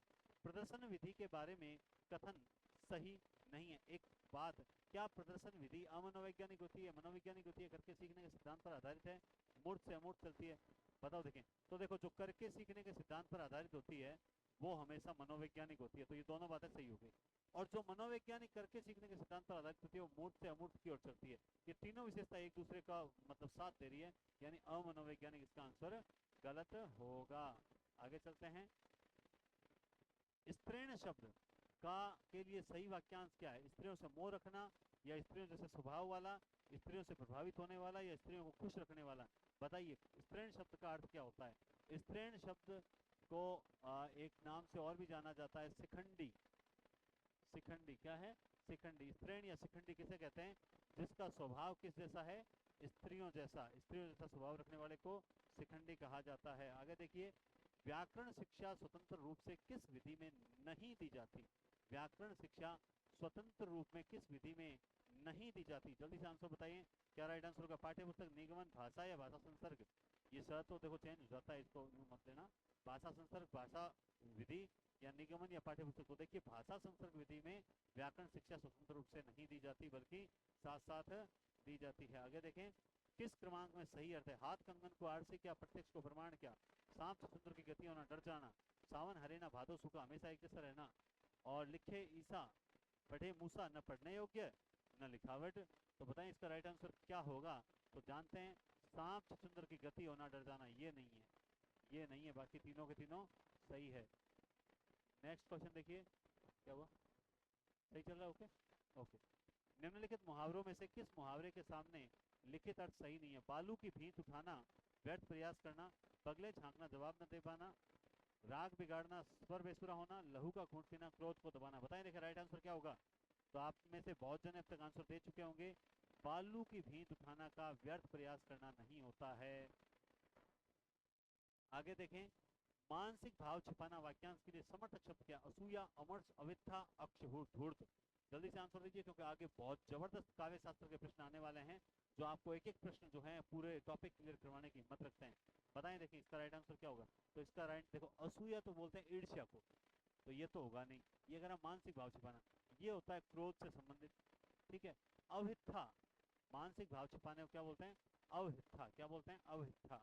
आगे चलते हैं, न कांतमपि विभूषणम विभति वनिता मुखम, उपयुक्त कथन किस आचार्य का है? ये दूसरी परिभाषा याद के, और मैं गारंटेड बोल रहा हूँ, मैं आपको एक एक परिभाषा गिना दूंगा। ये तो सब पेपर में आई थी और पेपर में आ चुकी। तो ये परिभाषा इनमें से न कांतमपि, बताइए देखिए किसकी ये परिभाषा है? ये भामह की परिभाषा है, न कांतमपि विभूषण विभूति वनिता मुखम। आगे चलते हैं, किस रस को साहित्य में नवम रस, यानी 8 रस पहले से थे लेकिन 9वें रस का दर्जा किसे मिला था? शांत, वत्सल, भक्ति, भयानक। जल्दी से बताएं देखिए 9वां रस किसको माना गया था? तो 9वां रस वत्सल, भक्ति, भयानक, शांत। इसमें से मुझे पता है बहुत से गलत आंसर भी आएंगे, लेकिन याद रखें ये 9वां रस पूछ रहा है। 9वां रस जो है वो शांत रस को 9वां रस बनाया गया था। वत्सल और भक्ति रस में 11वें नंबर पे थे। आगे चलते हैं, मोहन राकेश कृत नाटक कौन सा नहीं है? मोहन राकेश कृत नाटक जो है कौन सा नहीं है? बहुत ही बढ़िया क्वेश्चन है, आपको बताना, जल्दी से बताओ। देखिए मोहन राकेश कृत नाटक कौन सा नहीं है? अब इसमें आप सन की ओर मत जाना, आपको तो सिर्फ ये देखना है कि इनमें से मोहन राकेश, और देखते ही पता लग गया होगा, अधेर अधूरे है, लहरों के राजन से अषाढ़ का एक दिन, काशी का दुल्हा, इनका नाटक नहीं है। क्लियर बात है। आगे चलते हैं, नेक्स्ट क्वेश्चन, रघुवर उर जयमाल देख तब बरस ही सुमन, सकुचे सकल भुआल जनु विलोकी, रवि कुमुदगल। है ना? इसमें किस छंद का प्रयोग किया गया है? रघुवर उर जयमाल देख बरसई सुमन, सकुचे सकल भुआल जनु विलोकी, रवि कुमुद। बहुत ही बढ़िया। बताओ देखिए 71 में क्या होगा? अगर आपको देखा है तो रघुवर,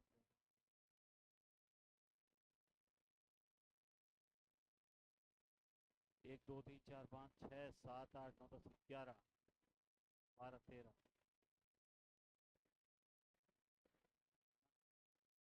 इसमें दोहा होगा या सोरठा होगा? यहीं पे डाउट होगा आपको। बताएं देखें, ऐसा लग रहा है जैसे,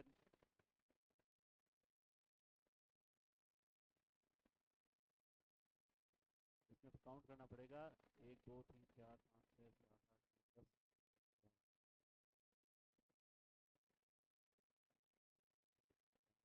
1 2 3 4 5 6 7 8।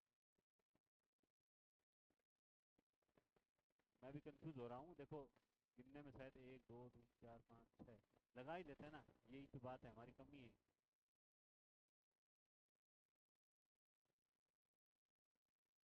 एक बार इसमें 2 ही लेते हैं ना। कितनी हो गई भैया? एक बार काउंट करना, 1 2 3 4 5 6 7 8 9 10 11 12 13, ये हो गई 13। 2 3 4 5 6 7 8 9 10, 10 ही कैसे हुई? तो फिर यहाँ पे 11 होने चाहिए थे।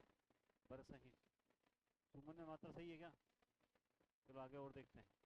1 2 3 4 5 6 7 8 9 10 11 और 12।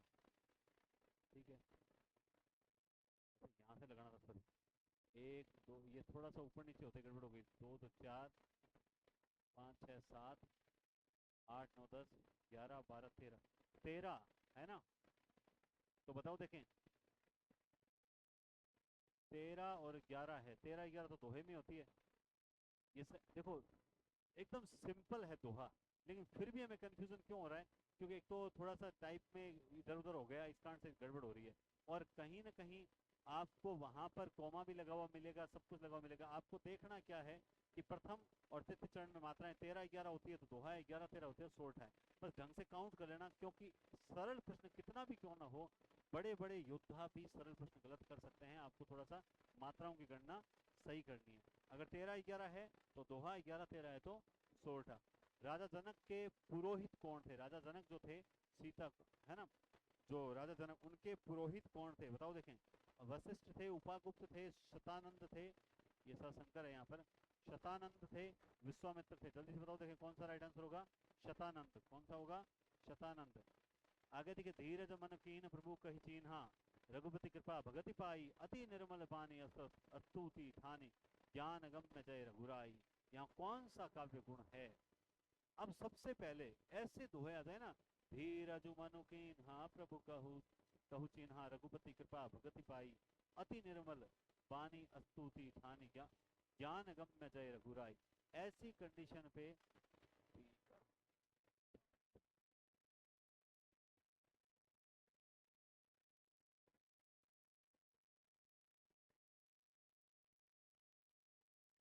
हाँ, ऐसी कंडीशन पे आप एक बात सुनो, सीधा सीधा इसका अर्थ समझ में नहीं आ रहा, इसमें प्रसाद नहीं होगा, ये किनारे कर दोगे ना, फिर इनमें दिक्कत नहीं आएगी, फिर आप माधुरी आराम से इजी वे में कर सकते हो। आप इसमें डायरेक्ट अर्थ नहीं निकाल सकते, इतना सरल भी नहीं है कि आपको पढ़ा और पढ़ते ही इसका अर्थ समझ में आ गया। माधुर्य गुण है इसमें। मानहु मदन दुदम्बे दीनी, मनसा विश्व विजय कर लीनी। इस पंक्ति में कौन सा अलंकार है? तो आप जानते हैं, मानहु मदन दुदुम्बी, मानहु है ना, तो इसमें कौन सा अलंकार हो जाएगा? उत्प्रेक्ष अलंकार हो जाएगा। कौन सा? उत्प्रेक्ष अलंकार हो जाएगा। मूरत मधुर मनोहर देखी, भयउ विदह विदेव विशेषी। अलंकार कौन सा है? जल्दी से बताओ देखें। तो आप जानते हैं, मूरत मधुर मनोहर देखी, भयउ विदेहु विदेहु विशेषी। दो बार शब्द आ गया, क्या हो जाएगा? यमक अलंकार हो जाएगा, है ना। एक शब्द दो बार आए और प्रत्येक बार उसका अर्थ अलग हो, दीपक ले दीपक चली कर दीपक की ओर, तो वहां पर होता है यमक अलंकार। कनहु कवन सुख असबर उपाय, भल भूल ही ठग के बोराय। यहाँ ठग का प्रयोग किसके लिए किया गया है? बहुत ही बढ़िया प्रश्न है। यहाँ ठग के लिए, ठग शब्द का प्रयोग किसके लिए किया गया है? तो दोस्तों, ये ठग का प्रयोग किया गया है नारद के लिए। किसके लिए किया गया है? नारद के लिए किया गया है। क्लियर बात है? सुनी विरंची मन हर्ष तन पुल की नयन बह नीर, अस्तुति करत चोरी कर सावधान मति धीर। यहाँ कौन सा अनुभव है? देखो, मन हर्ष, तन पुलकित और नयन बह नीर यानी अश्रु, अस्तुति करत चोरी कर सावधान मति नीर, है ना। तो यहाँ पर आहार्य क्या होता है? वेशभूषा होती है कि नहीं होता है? वेशभूषा। ये क्या होता है? काया। ये क्या होता है? वचन। और यहाँ हर्ष वगैरह ये सात्विक में आते हैं। हर्षित होना, पुलकित होना, अश्रु, ये सारे क्या होते हैं? सात्विक में आते हैं। इसमें सात्विक अनुभव होगा। वागदान का समास विग्रह क्या होगा? वागदान, वाग से दान, वाग का दान, वागदान की प्रक्रिया, वाग द्वारा दान। तो सिंपल सी बात है, वाक यानी वाणी का दान। आगे चलते हैं, नेक्स्ट क्वेश्चन। जल राशि का समास विग्रह होता है। जल और राशि, जल में राशि, जल के लिए राशि, जल की राशि। बताओ देखें, जल राशि। अब ये सिंपल से प्रश्न होते हैं, फिर भी क्या होते हैं, हमसे गलती करवाने की हिम्मत रखते हैं। जल राशि, जल में राशि और राशि नहीं होता, बल्कि क्या होता है? जल की राशि। आगे चलते हैं 80 नंबर क्वेश्चन पे। पथ परिवहन का समास विग्रह, ये भी बहुत बढ़िया प्रश्न है। पथ परिवहन, है ना। पथ परिवहन का समास विग्रह क्या होगा? पथ का परिवहन, पथ पर परिवहन, पथ के लिए परिवहन, पथ और परिवहन। तो याद रखें, ये आपको लगता होगा सरल टॉपिक, आज मैंने आंसर ऑप्शन सब बढ़िया दिए हैं। तो देखिए, पथ का परिवहन होता है। क्या होता है? पथ का परिवहन होता है। आगे चलते हैं 81 नंबर क्वेश्चन। अन्वीक्षण का संधि युक्त शब्द क्या होता है? जल्दी से बताओ देखिए, अन्वीक्षण का संधि शब्द क्या होगा? अनुवदनीक्षण, अनुदनीक्षण, अनुवीक्षण। देखते ही पता लग गया होगा, बहुत से स्टूडेंट्स ने अब तक C C C C C B B B B कर दिया होगा। अनुधन इक्षण। आगे चलते हैं, नेक्स्ट। अन्वेक्षण में कौन सी संधि है? अनुधनेषण। अन्वेक्षण में संधि कौन सी? अनुधन एषण। जल्दी से बताओ देखें। तो आपने आंसर दे दिया होगा सर, इसमें यण संधि है। मैं जानता हूँ आप बहुत स्पीड से चल रहे हो, क्योंकि पिछले 6 महीने की तैयारी है। लघुओष्ठ में कौन सी संधि है? तो इसको तोड़ो पहले फटाफट। लघुओष्ठ, लघुधन ओष्ठ, है ना, लघुधन ओष्ठ। बताओ देखिए कौन सी संधि है? तो 83 में भी आपको वही संधि मिलेगी जो पहले मिली थी, और वो संधि कौन सी है? यण संधि है। कौन सी संधि है? यण संधि है। आगे चलते हैं, नेक्स्ट क्वेश्चन।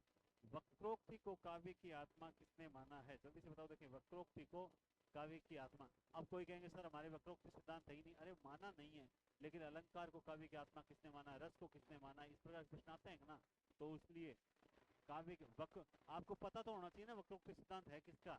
आपके सबके दिमाग में आ चुका होगा वक्रोक्ति सिद्धांत है किसका। कुंतक। नहीं होगा तो आउट ऑफ सिलेबस होगा, तो डिलीट हो जाएगा, कोई दिक्कत वाली बात नहीं है।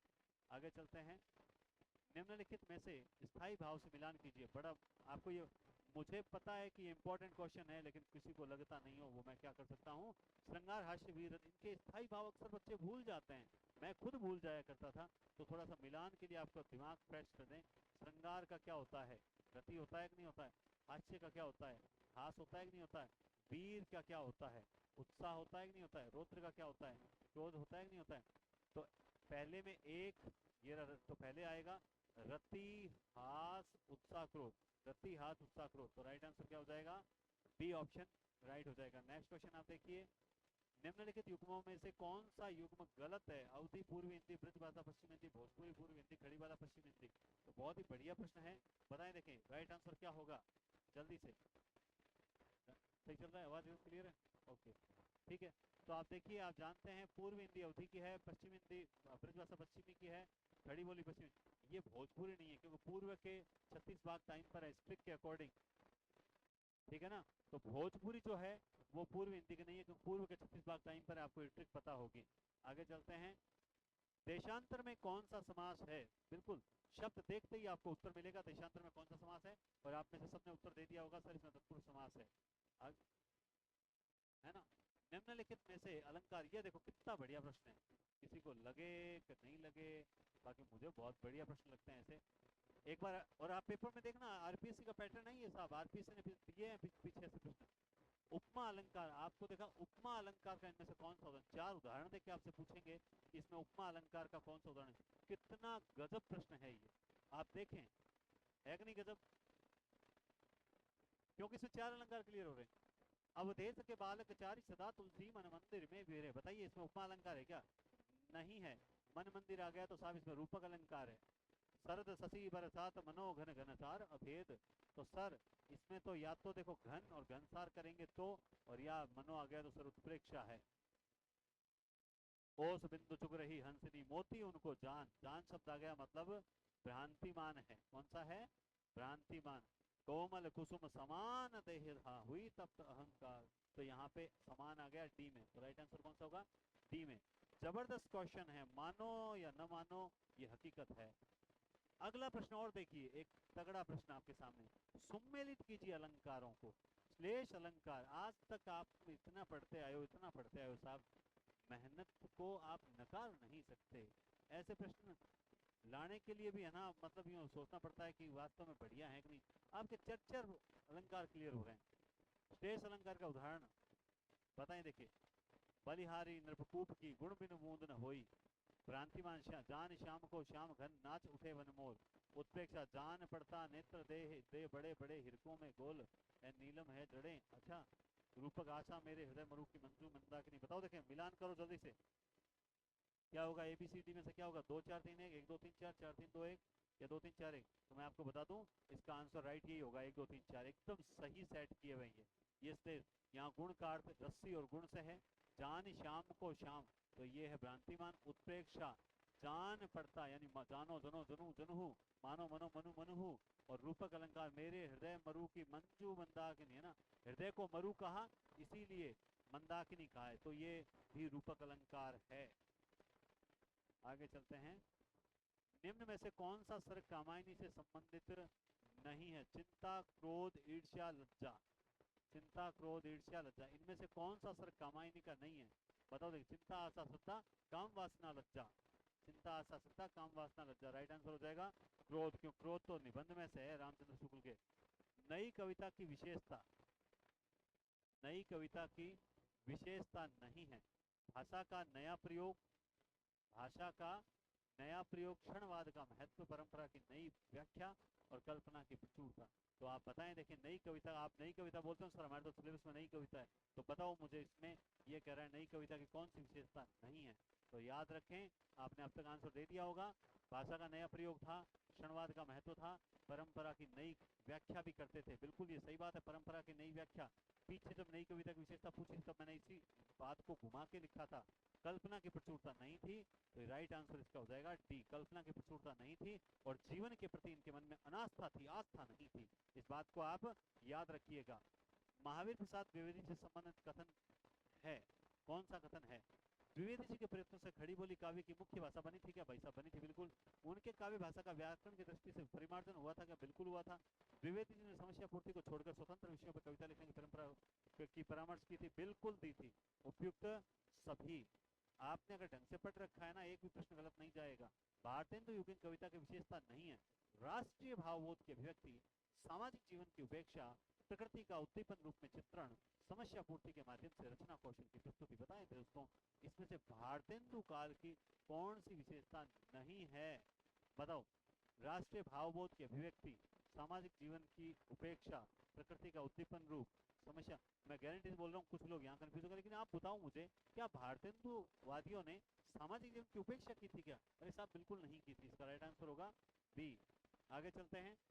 आचार्य शुक्ल ने हिंदी का जातीय कवि किसे कहा है? अब एक प्रश्न आ जाए कि हिंदी का जातीय कवि किसे कहा जाता है, तो साहब हिंदी का जातीय कवि किसे कहा जाता है, सीधा पूछ दे। एक आचार्य शुक्ल ने कहा है, एक तुलसीदास को आचार्य जातीय कवि किसने कहा? तो शुक्ल ने कहा है। इसी से 3 प्रश्न बन सकते हैं, इसी से 3 प्रश्न बन सकते हैं। समझ आ गई बात? आगे चलते हैं। नाभादास से संबंधित असंगत कथन है। नाभादास तुलसी के समकालीन राम भक्त कवि थे। नाभादास ने 1584 में भक्त काव्य की रचना की। भक्तमाल में 200 भक्त कवियों का परिचय 316 छप्पियों में दिया गया है। नामादास रामानंद के शिष्य थे।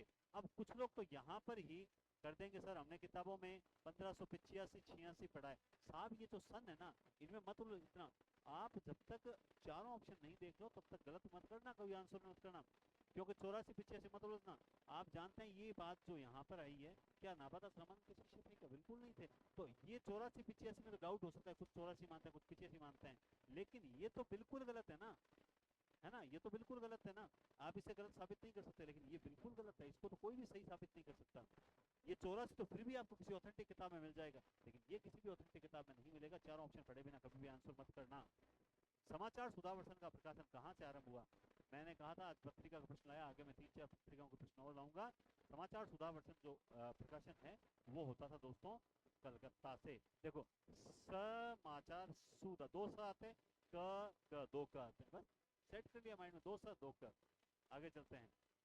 नेक्स्ट, अच्छों की संगति करनी चाहिए वाक्य में। अच्छों क्या है? अच्छों की संगति करनी चाहिए वाक्य में। ये अच्छों जो है ये क्या है? व्याकरण की कौन सी कोटि है? ये संज्ञा, सर्वनाम, क्रिया या विशेषण है? तो इसमें आपने आंसर दे दिया होगा। राइट आंसर क्या होगा जल्दी बताओ देखें।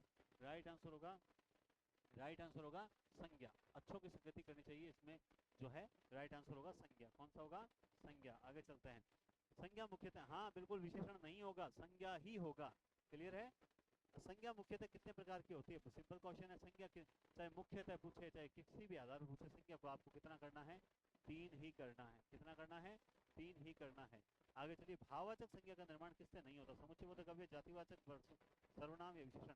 तो भाववाचक संज्ञा का निर्माण किससे नहीं होता है? इनमें से जातिवाचक से बनती है, सर्वनाम से बनती है, विशेषण से बनती है, समुच्चयबोधक अव्यय से नहीं बनती। कुछ लोग कहेंगे सर आप इस टॉपिक के क्वेश्चन नहीं लाए, आप इसके ज्यादा ले, उसके कम ले। देखो ये सब चीजें आप जानते हैं, संपूर्ण पाठ्यक्रम है, सारे टॉपिक्स के ज्यादा क्वेश्चन थोड़ी आएंगे, 1-1, 2-2 क्वेश्चन यहाँ पाता है ना? आगे चलते हैं। नेक्स्ट आप देखिए, विशेषण से बनी भाववाचक संज्ञा नहीं है। जो विशेषण से नहीं बनी है वो संज्ञा कौन सी? सफाई, खटास, तेजी, माधुर्य। जल्दी से ऑप्शन में बताएं। तो राइट आंसर आपको मिल चुका होगा तेजी, क्योंकि तेज शब्द जो है अव्यय है, अव्यय से बना है। आगे देखिए, निम्न में से कौन सा वर्ग समूह सही है? नौकरी, पांडित्य, दानवता, नारी, डकैती, खिदमत, लड़कपन, यौवन, क्रोध, दर्द, मिठास, शौर्य, गुरु, किसान, मित्रता, कर्म। इसमें सर राइट आंसर आपको बताना है नौकरी, पांडित्य, दानवता, नारी, डकैती, खिदमत, लड़कपन, यौवन, क्रोध, दर्द, मिठास, शौर्य। तो इसमें से आपको ध्यान देखिए, ये कह रहा है कौन सा वर्ग समूह सही है। ठीक है, यहाँ पे ये भाववाचक नहीं है, बाकी 3 भाववाचक है। क्रुद्ध में यहाँ ये विशेषण है, ये भाववाचक नहीं है बाकी, है ना? ऐसे ही यहाँ पर ये गुरु और किसान ये कोई नहीं है, लेकिन यहाँ ये चारों के चारों क्या है? भाववाचक है। तो राइट आंसर ये है। कौन सा समूह सही है? इसमें चारों एक ही संज्ञा है, बाकी तीनों में ऐसा नहीं है। आगे चलते हैं। नेक्स्ट क्वेश्चन, निम्न शब्दों में व्यक्तिवाचक संज्ञा बताएं। पहाड़, रामायण, दूध और चांदी। तो कईयों के दिमाग में आएगा चांदी धातु विशेष होती है, चांदी एक स्पेशल धातु है। नहीं, इसमें यहाँ पे चांदी तो आपको पता है द्रव्य है, दूध क्या है? द्रव्य है। ठीक है, पहाड़ आप किसमें शामिल करोगे? जातिवाचक में कर दो, बस सिंपल सी बात है। नहीं सर वैसे किसमें कर, कैसे ही नहीं करना, जातिवाचक में आएगी पहाड़। भाववाचक संज्ञा शब्द नहीं है। सुख, बचपन, वरिष्ठ, सुंदरता, इनमें से एक शब्द है जो भाववाचक संज्ञा नहीं है। आपको पहचानना, जल्दी से बताओ देखिए कौन सा होगा। तो इसमें राइट आंसर हो जाएगा वरिष्ठ। वरिष्ठ क्या है? विशेषण। वरिष्ठ अध्यापक, आप बनने जा रहे हो वरिष्ठ अध्यापक। मैं आप घोषणा करता हूँ आप बनने जा रहे हो वरिष्ठ अध्यापक, आपकी विशेषता है आप क्या हो? वरिष्ठ हो। आगे चलते हैं। नेक्स्ट क्वेश्चन देखिए, क्रिया शब्द से बनी भाववाचक संज्ञा नहीं है। आदमियत, खेल, हंसी, चढ़ाई। तो आप जानते हैं चढ़ना से चढ़ाई, हंसना से हंसी, खेलना से खेल, लेकिन आदमी से आदमियत बना है, इसलिए राइट आंसर होगा 105 में ये। आप कहेंगे सर आप इतना फास्ट क्यों चल रहे हो? इसका कारण ये है कि थोड़ी सी मुझे लग रहा है टेक्निकल प्रॉब्लम ना हो जाए, तो मेरे मन में डर है, इसलिए मैं चाहता हूँ कि क्लास बीच में नहीं रुके और आप भी थोड़ा सा एक्टिव हो जाएं और कंसंट्रेट पूरा रखें। जातिवाचक शब्द नहीं है। आदमी, पशु, कवि, पीड़ा, इनमें से एक शब्द है जो जातिवाचक नहीं है। बताओ देखें, आदमी, पशु, कवि और पीड़ा। तो राइट आंसर होगा पीड़ा कोई जातिवाचक नहीं है। आगे चलें। निम्न में से सही नहीं है। भाववाचक शीघ्रता, लेन देन, वीरत्व, अपनापन। जातिवाचक भक्त, नौकर, बच्चा, बहन। व्यक्तिवाचक जयपुर, गंगा, ताजमहल, घोड़ा। समूहवाचक सेना, दरबार, रेशम, परिवार। बताओ देखें, इसमें से एक सुमेलित नहीं है, एक में गलत है। सारे शब्द समूहवाचक के नहीं है, व्यक्तिवाचक के नहीं है, जातिवाचक के नहीं है, भाववाचक के नहीं है। बताओ देखें कौन सा नहीं। तो आपको मिल गया होगा कि यहाँ पर ये शब्द जो है वो समूहवाचक का नहीं है। ठीक है, और हाँ, तो यहाँ राइट आंसर समूहवाचक। आगे चलते हैं। उत्तमावस्था का निर्माण करने वाले शब्दों का सही जोड़ा। ये पहले आया हुआ प्रश्न है, उत्तमावस्था के निर्माण करने वाले शब्दों का सही जोड़ा। उत्तम जो अवस्था होती है वो क्या होती है? से अच्छा, उत्तर, सबसे अच्छा, श्रेष्ठतम, अच्छा, श्रेष्ठ, ऊंचा, उच्च क्या होती है? सबसे अच्छा और श्रेष्ठ बी होता है। इसके बाद आप देखेंगे 109 नंबर क्वेश्चन। सार्वनामिक विशेषण का उदाहरण नहीं है। इसमें से एक उदाहरण ऐसा है जो सार्वनामिक का नहीं है। बताएं, देखें इसमें इसमें इसमें इसमें कौन सा है जो सार्वनामिक का नहीं है? तो आप उस पुस्तक को पढ़ो, इस पेन को मेरा नाम लिख दो, यह मोहन को दे दो, इस गेंद को मत फेंको। आपको राइट आंसर मिल चुका होगा, यह मोहन को दे दो। बाकी तीन में सार्वनामिक विशेषण है, इसमें नहीं है, इसमें निश्चयवाचक सर्वनाम है। आगे चलिए। मोहन क्या खूब दौड़ दौड़ा, वाक्य में क्रिया का भेद कौन सा है? मोहन क्या खूब दौड़ दौड़ा, वाक्य में क्रिया कौन सी है? सहायक, सजातीय, प्रेरणार्थक, पूर्वकालिक। बताओ देखें। तो इसमें देखिए कर्ता, कर्म और जो क्रिया है वो एक ही धातु के बने हुए, इसलिए इसे क्या बोलेंगे? सजातीय क्रिया बोलेंगे। आगे चलते हैं नेक्स्ट क्वेश्चन। अध्यापक जी छात्रों को भूगोल पढ़ाने, वाक्य में क्रिया का भेद है, कर्मक, सकर्मक, द्विकर्मक, एककर्मक। बताओ देखें इसमें से कौन सा होगा? तो आप जानते हैं अध्यापक जी छात्रों को और भूगोल पढ़ा रहे हैं, तो इसमें कौन सी क्रिया हो जाएगी? द्विकर्मक क्रिया हो जाएगी। कौन सी हो जाएगी? द्विकर्मक क्रिया हो जाएगी। सामान्यतः वाक्य में कितने अंग माने गए? ये वाक्य के भेद नहीं पूछ रहा, गलती से हम भेद पढ़ लेंगे और गलत कराएंगे। याद रखना, ये वाक्य के पूछ रहा है अंग। अंग जो होते हैं वो दो होते हैं, उद्देश्य और विधेय। कौन सा होता है? उद्देश्य और विधेय, याद रखना। आगे चलते हैं नेक्स्ट क्वेश्चन। नेक्स्ट क्वेश्चन जो है क्रिया के आधार पर वाक्य का प्रकार नहीं है। कर्तृवाच्य, कर्मवाच्य, भाववाच्य, इच्छावाचक। तो आपको देखते ही पता लग गया होगा तीन तो होते हैं, ये इच्छार्थक जो है ये नहीं होता है। आप आगे चलते हैं 114 नंबर क्वेश्चन। अर्थ के आधार पर वाक्य कितने प्रकार के होते हैं? 3, 4, 8, 7। ये पहले भी आया हुआ प्रश्न है, बार बार इसलिए दे रहा हूँ क्योंकि मुझे ऐसा लगता है इस टाइप के क्वेश्चन आ सकते हैं। अर्थ के आधार पर वाक्य जो होते हैं वो 8 प्रकार के होते हैं। कितने प्रकार के होते हैं? 8 प्रकार के। आपने पढ़े भी हैं, विधानार्थक, निषेधात्मक, गण प्रश्नात्मक। वर्तनी की दृष्टि से कौन सा पूर्णतः शुद्ध? तो अंधेरा, दोपहर, दूसरा दुर्गति। जल्दी से बताओ जो पूर्णतः शुद्ध माना जाता है, तो इसमें से आपको शुद्ध शब्द छांटना है, और वो शुद्ध शब्द क्या है? अंधेरा। बाकी तीनों दोपहर, दूसरा और दुर्गति होता है। आगे चलते हैं नेक्स्ट। निम्नलिखित में से कौन सा शब्द अशुद्ध है? उल्लंघन, याज्ञवल्क्य, शमशान, कैलाश। इसमें से एक शब्द अशुद्ध है। कुछ लोग कैलाश की ओर जाएंगे, वो गलत जाएंगे। कैलाश ये भी सही माना जाता है और ये भी जो है सही माना जाता है, दोनों ही सही माने जाते हैं हिसाब से। एक मानक है, एक मानक नहीं है, इतना ही अंतर है। लेकिन उल्लंघन तो बिल्कुल गलत लिखा हुआ है, ये भी तो देखें आप। कैलाश पे अटकाने के लिए आपका दिमाग लगाएगा वो, लेकिन उल्लंघन तो बिल्कुल गलत है। आगे चलते हैं। वज्र सा की, लोह सा की, शैल की शिलासा, वृक्ष लक्ष्य लक्ष्य, भातृ के प्रहार चूर हो गए। पंक्तियों में कौन सा काव्य दोष है? कौन सा काव्य दोष है? तो अब आप ये प्रश्न अगर पहचान लेते हो, आप में से बहुत जने पहचान लेते हैं, तो यकीनन उनकी तैयारी बहुत अच्छी तैयारी है। बताओ देखिए इसमें कौन सा दोष है? तो वज्र सा की, लोह सा की, शैल की शिलासा। आप जानते हैं इसमें अक्रमत्व दोष है। सबसे कठोर वज्र है, उसको तो पहले रख दिया, फिर कहते हैं वज्र छोड़ो, वो लोहे सा, लोहा छोड़ो, शिला सा। तो ये तो उल्टा क्रम बिगाड़ दिया ना इन्होंने, है ना? तो ये इस कारण से अक्रमत्व दोष है। कौन सा है? अक्रमत्व दोष माना जाता है। साहसपूर्ण आनंद की उमंग का नाम क्या है? साहस, साहसपूर्ण आनंद जो होता है उसकी उमंग का नाम क्या है? उसे बोलते हैं साहब उत्साह। क्या बोलते हैं? उत्साह बोलते हैं। आगे चलते हैं। उत्साह में कष्ट या हानि सहने की जो दृढ़ता के साथ साथ कर्म में प्रवृत्त होने में किसका योग रहता है? उत्साह में कष्ट या हानि सहने। ये बहुत अच्छा प्रश्न है, बताओ देखें इसका राइट आंसर क्या हो जाएगा? तो फोन आ रहा है, एक सेकंड वहां से ऑफ करना एक बार। आपकी आवाज क्लियर है? ओके। तो उस मतलब कष्ट या हानि सहने की दृढ़ता के साथ साथ जो कर्म में प्रवृत्त रहने में किसका योग, भाई कर्म में आप प्रवृत्त कब रहोगे? मैं यहाँ पर आपको चाहे कितनी भी प्रॉब्लम्स आ जाए, चाहे कितने भी कुछ हो जाए, मैं बार बार अपने कर्म में प्रवृत्त क्यों रहता हूँ? क्योंकि मुझे क्या है, मेरे मन में क्या उत्साह है आप लोगों से मिलने का जो उत्साह है। इस प्रश्न को आप फिर भी देख लेना, मुझे थोड़ा सा ऐसा डाउट लग रहा है, लेकिन मेरा जहां तक मानना है ये मेरे सही पड़ा हुआ है, उत्साह आंसर है। थोड़ा बहुत अगर गलती हो तो बता देना कमेंट में, कोई दिक्कत नहीं, मैं नेक्स्ट क्लास में क्लियर कर दूंगा। बाकी उत्साह राइट आंसर है। उत्साह का ऐसा कौन सा भेद है जिसमें आघात, पीड़ा, मृत्यु आदि की परवाह नहीं रहती? ये बहुत अच्छा प्रश्न है, ये प्रश्न बहुत अच्छा है कि उत्साह का ऐसा कौन सा भेद है जिसमें आघात, पीड़ा, मृत्यु आदि की कोई परवाह नहीं रहती है? ना तो उसमें चोट की परवाह, ना पीड़ा की, ना मृत्यु, किसकी परवाह नहीं? तो दया वीरता, युद्ध वीरता, दान वीरता या एक व तीन दोनों, ऐसी कंडीशन में जिसने पढ़ नहीं रखा है ना, गारंटी से बोल रहा हूँ एक व तीन दोनों में जाएगा, लेकिन वो गलत जाएगा, क्योंकि यहाँ पे होती है युद्ध वीरता। युद्ध वीरता में ना पीड़ा, ना मृत्यु, ना आघात, किसी का डर नहीं रहता है। आगे चलते हैं, नेक्स्ट क्वेश्चन।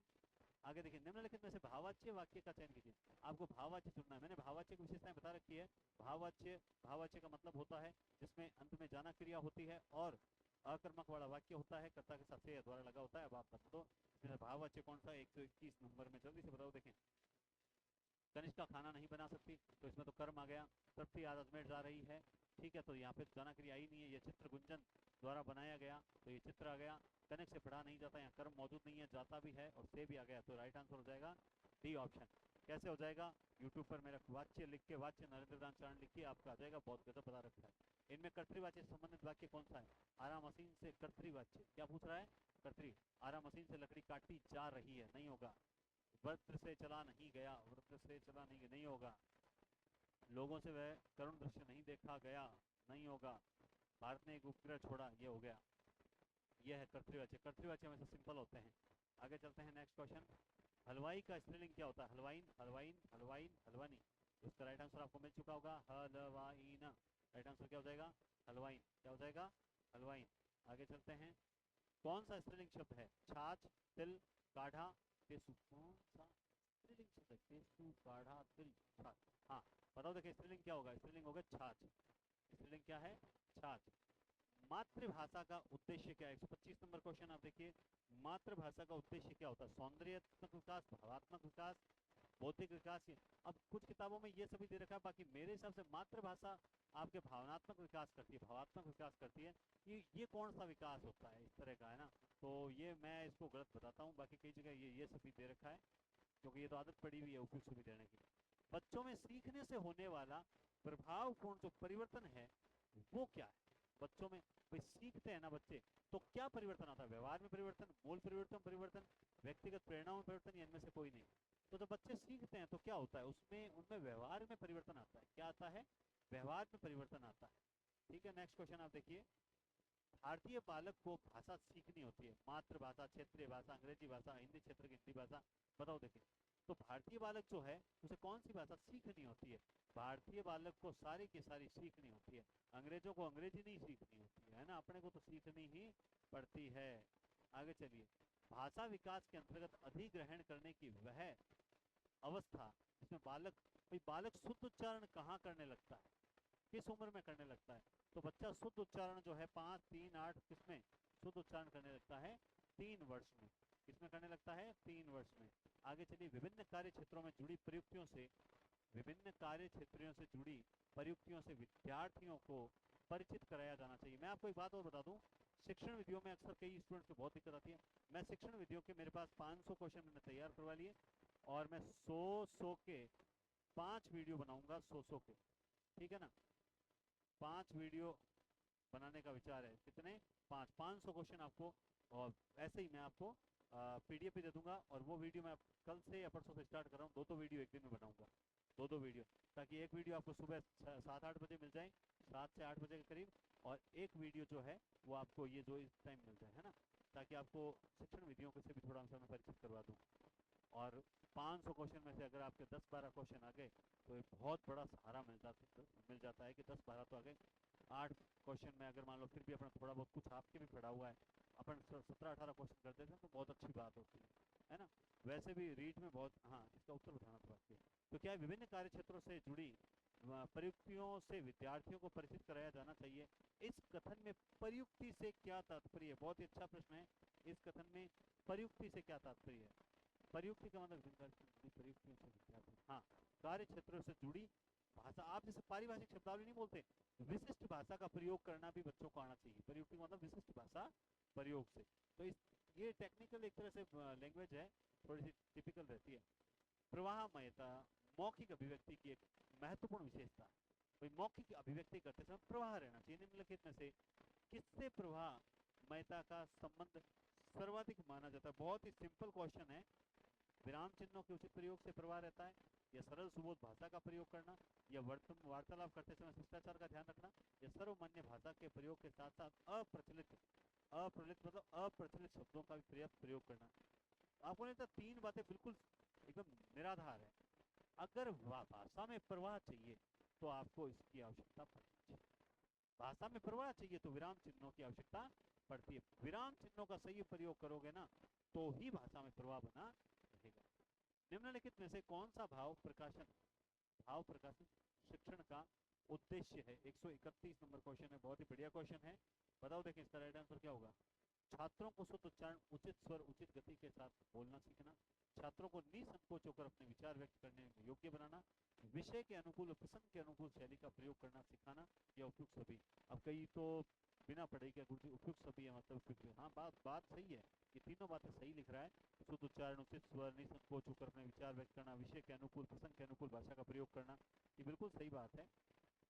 आगे देखिए, संचालन, हाव भाव, मौखिक दृश्य, परिवर्तन, विराम आदि घटक निम्न में से किस सूक्ष्म शिक्षण कौशल के घटक माने जाते हैं? बताओ देखें। संचालन, हाव भाव, मौखिक दृश्य, ये किस घटक?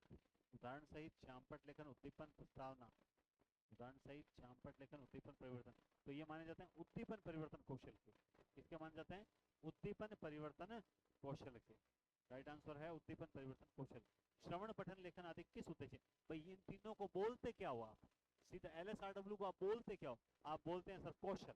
तो ये क्या है? कौशलात्मक उद्देश्य। सिंपल सी बात है, कौशल बोलते हो ना, कौशलात्मक उद्देश्य। आगे चलते हैं। श्रवण ये तो होगा। उच्च प्राथमिक स्तर पर भाषा की पाठ्य पुस्तक में विविध प्रकार की साहित्यिक रचनाओं के समावेश का मुख्य उद्देश्य यह है। अब मुझे बताओ मुख्य उद्देश्य क्या है? सभी प्रकार की साहित्यिक विधाओं में पारंगत हो ही नहीं सकता बच्चा। विभिन्न प्रकार की साहित्यिक विधाओं की भाषाई संरचनाओं से परिचित होने का अवसर देना, विभिन्न साहित्यिक विधाओं के प्रसिद्ध रचनाकारों से परिचित करवाना। आप सारों से नहीं करवा सकते।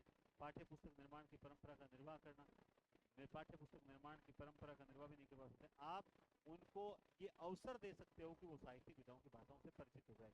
तो राइट आंसर हो जाएगा बी। राइट आंसर क्या होगा? बी हो जाएगा। आगे चलते हैं। भाषा की पाठ्य पुस्तक में ऐसे पाठ रखे जाएं जो केवल व्याकरणिक नियमों का अभ्यास करते हैं, अत्यंत छोटे और सरल भाषा से युक्त हों, या बच्चों के परिवेश से जुड़े हुए माने जाएं। तो आपको भाषा की जो पाठ्य पुस्तक होती है उसमें कैसे पाठ रखे जाने चाहिए? जो क्या हो, व्याकरणिक नियम या छोटे हो, सरल भाषा नहीं, जो बच्चों के परिवेश से जुड़े हो ऐसे रखने चाहिए। कैसे रखने चाहिए? जो बच्चों के परिवेश से जुड़े हुए हो। आगे देखिए, भाषा शिक्षण में पाठ्य पुस्तकों के अतिरिक्त कौन सा सबसे कम प्रभावशाली है? प्रश्नों का उत्तर लिखना, संवाद अदायगी, है ना? प्रश्नों का उत्तर लिखना, संवाद आएगी, परिचर्चा करना, या फिर घटना का वर्णन करना। जल्दी से बताओ देखें। पाठ्य पुस्तक कौन सा सबसे कम प्रभाव? शिक्षण में पाठ्य पुस्तक, हाँ, प्रश्नों का उत्तर लिखना सबसे कम प्रभावशाली माना जाता है। संवाद आएगी, परिचर्चा, ये तो इंपॉर्टेंट बातें हैं। प्रश्नों का उत्तर लिखना इतना इंपॉर्टेंट नहीं माना जाता, मतलब कम अदायगी। आगे देखिए, आपको अगर इतने क्वेश्चन देखो 20 क्वेश्चन आएंगे तो पीछे 1-2 क्वेश्चन आ गए थे, बाकी 15-16 क्वेश्चन यहीं पे आए। भाषा की पाठ्य पुस्तक में हिंदी से भाषाओं को भी जगह मिलनी चाहिए। 137 नंबर क्वेश्चन ये कहता है। तो इसमें क्या है? इससे भाषाओं के बीच द्वंद्व नहीं होगा, या इससे भाषागत विविधता को सही रूप में संबोधित किया जा सकता है। इसमें भारत की सभी भाषाओं को स्थान दिया जा सकेगा। इसमें त्रिभाषा सूत्र का पालन किया जा सकता है। तो इसमें भाषागत विविधता को सही रूप से संबोधित किया जा सकता है। इसमें आज एक टॉपिक से ज्यादा क्वेश्चन उठाए हुए हैं। शिक्षण वीडियो को मैंने आपको 2-3 बार करवा दिया। आज एक टॉपिक से ज्यादा क्वेश्चन उठाए हुए हैं, इसलिए आपको थोड़ा क्लिष्ट लग रहा होगा, ठीक है ना? थोड़ा सा क्लिष्ट लग रहा होगा, मैं जानता हूँ। ये सरल आ गया, निम्न में से कौन सा पाठ्य पुस्तक का गुण नहीं है? स्वदेश्यता, उपयुक्तता, अशुद्धता और क्रमबद्धता। तो पाठ्य पुस्तक अशुद्ध थोड़ी होगी, ये उसका गुण नहीं है। आगे चलते हैं। भाषा की पाठ्य पुस्तक में डैश डैश डैश में संबंधित पाठ प्रमुखतः होने चाहिए क्या? ये लास्ट क्वेश्चन है। भाषा की पाठ्य पुस्तक में साहित्य में संबंधित पाठ प्रमुख होना चाहिए।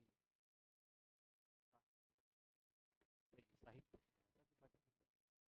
साहित्य से संबंधित पाठ प्रमुख होना चाहिए। हाँ सही, अब सही है, से होगा वहां पे। ये लीजिए, इतने शिक्षण वीडियो क्वेश्चन थे, अब थोड़े चेंज हो गए। सर बसूले सब संग सिधारे, अब का पर परिहाय हो, है ना। सर बसूले सब संग सिधारे, अब का पर पहिराए हो। यहाँ गोपियों के मन में जागृत भाव कौन सा है? जो गोपियों के जब ये वाक्य बोला तो कौन सा भाव उत्पन्न हो उन्होंने? देखो यहाँ पे सर बसूले सब संग पिधारे, अब का पर पहिराए हो। तो आसक्ति नहीं है, प्रेम नहीं है, तो घृणा या शोभ है। तो यहाँ घृणा नहीं है, यहाँ क्या है? शोभ है, थोड़ी बहुत पीड़ा है उनके मन में। आगे चलते हैं, दुख है। मधुबन की माननी मनोहर तहे जाहूं तह पाए हो। यहाँ किसे मधुबन की माननी कहा गया है? जिसने पढ़ा है उसी को पता है। मधुबन की माननी मनोहर, अधिकतर लोग तो राधा को राइट कर देंगे, राधा राइट नहीं है। इसका राइट बहुत बढ़िया आंसर है, मधुबन की माननी मनोहर तहाँ ही जाऊं चाहे भाई हो। यहाँ किसे मधुबन की माननी कहा गया है? बताओ देखें। इसको कहा गया है कुब्जा को। इसको कहा गया है कुब्जा को कहा गया है। 142 नंबर क्वेश्चन है आपके सामने, बहुत ही बढ़िया। इनमें से कौन सा शब्द विदेशी नहीं है? ये भी बहुत अच्छा प्रश्न है।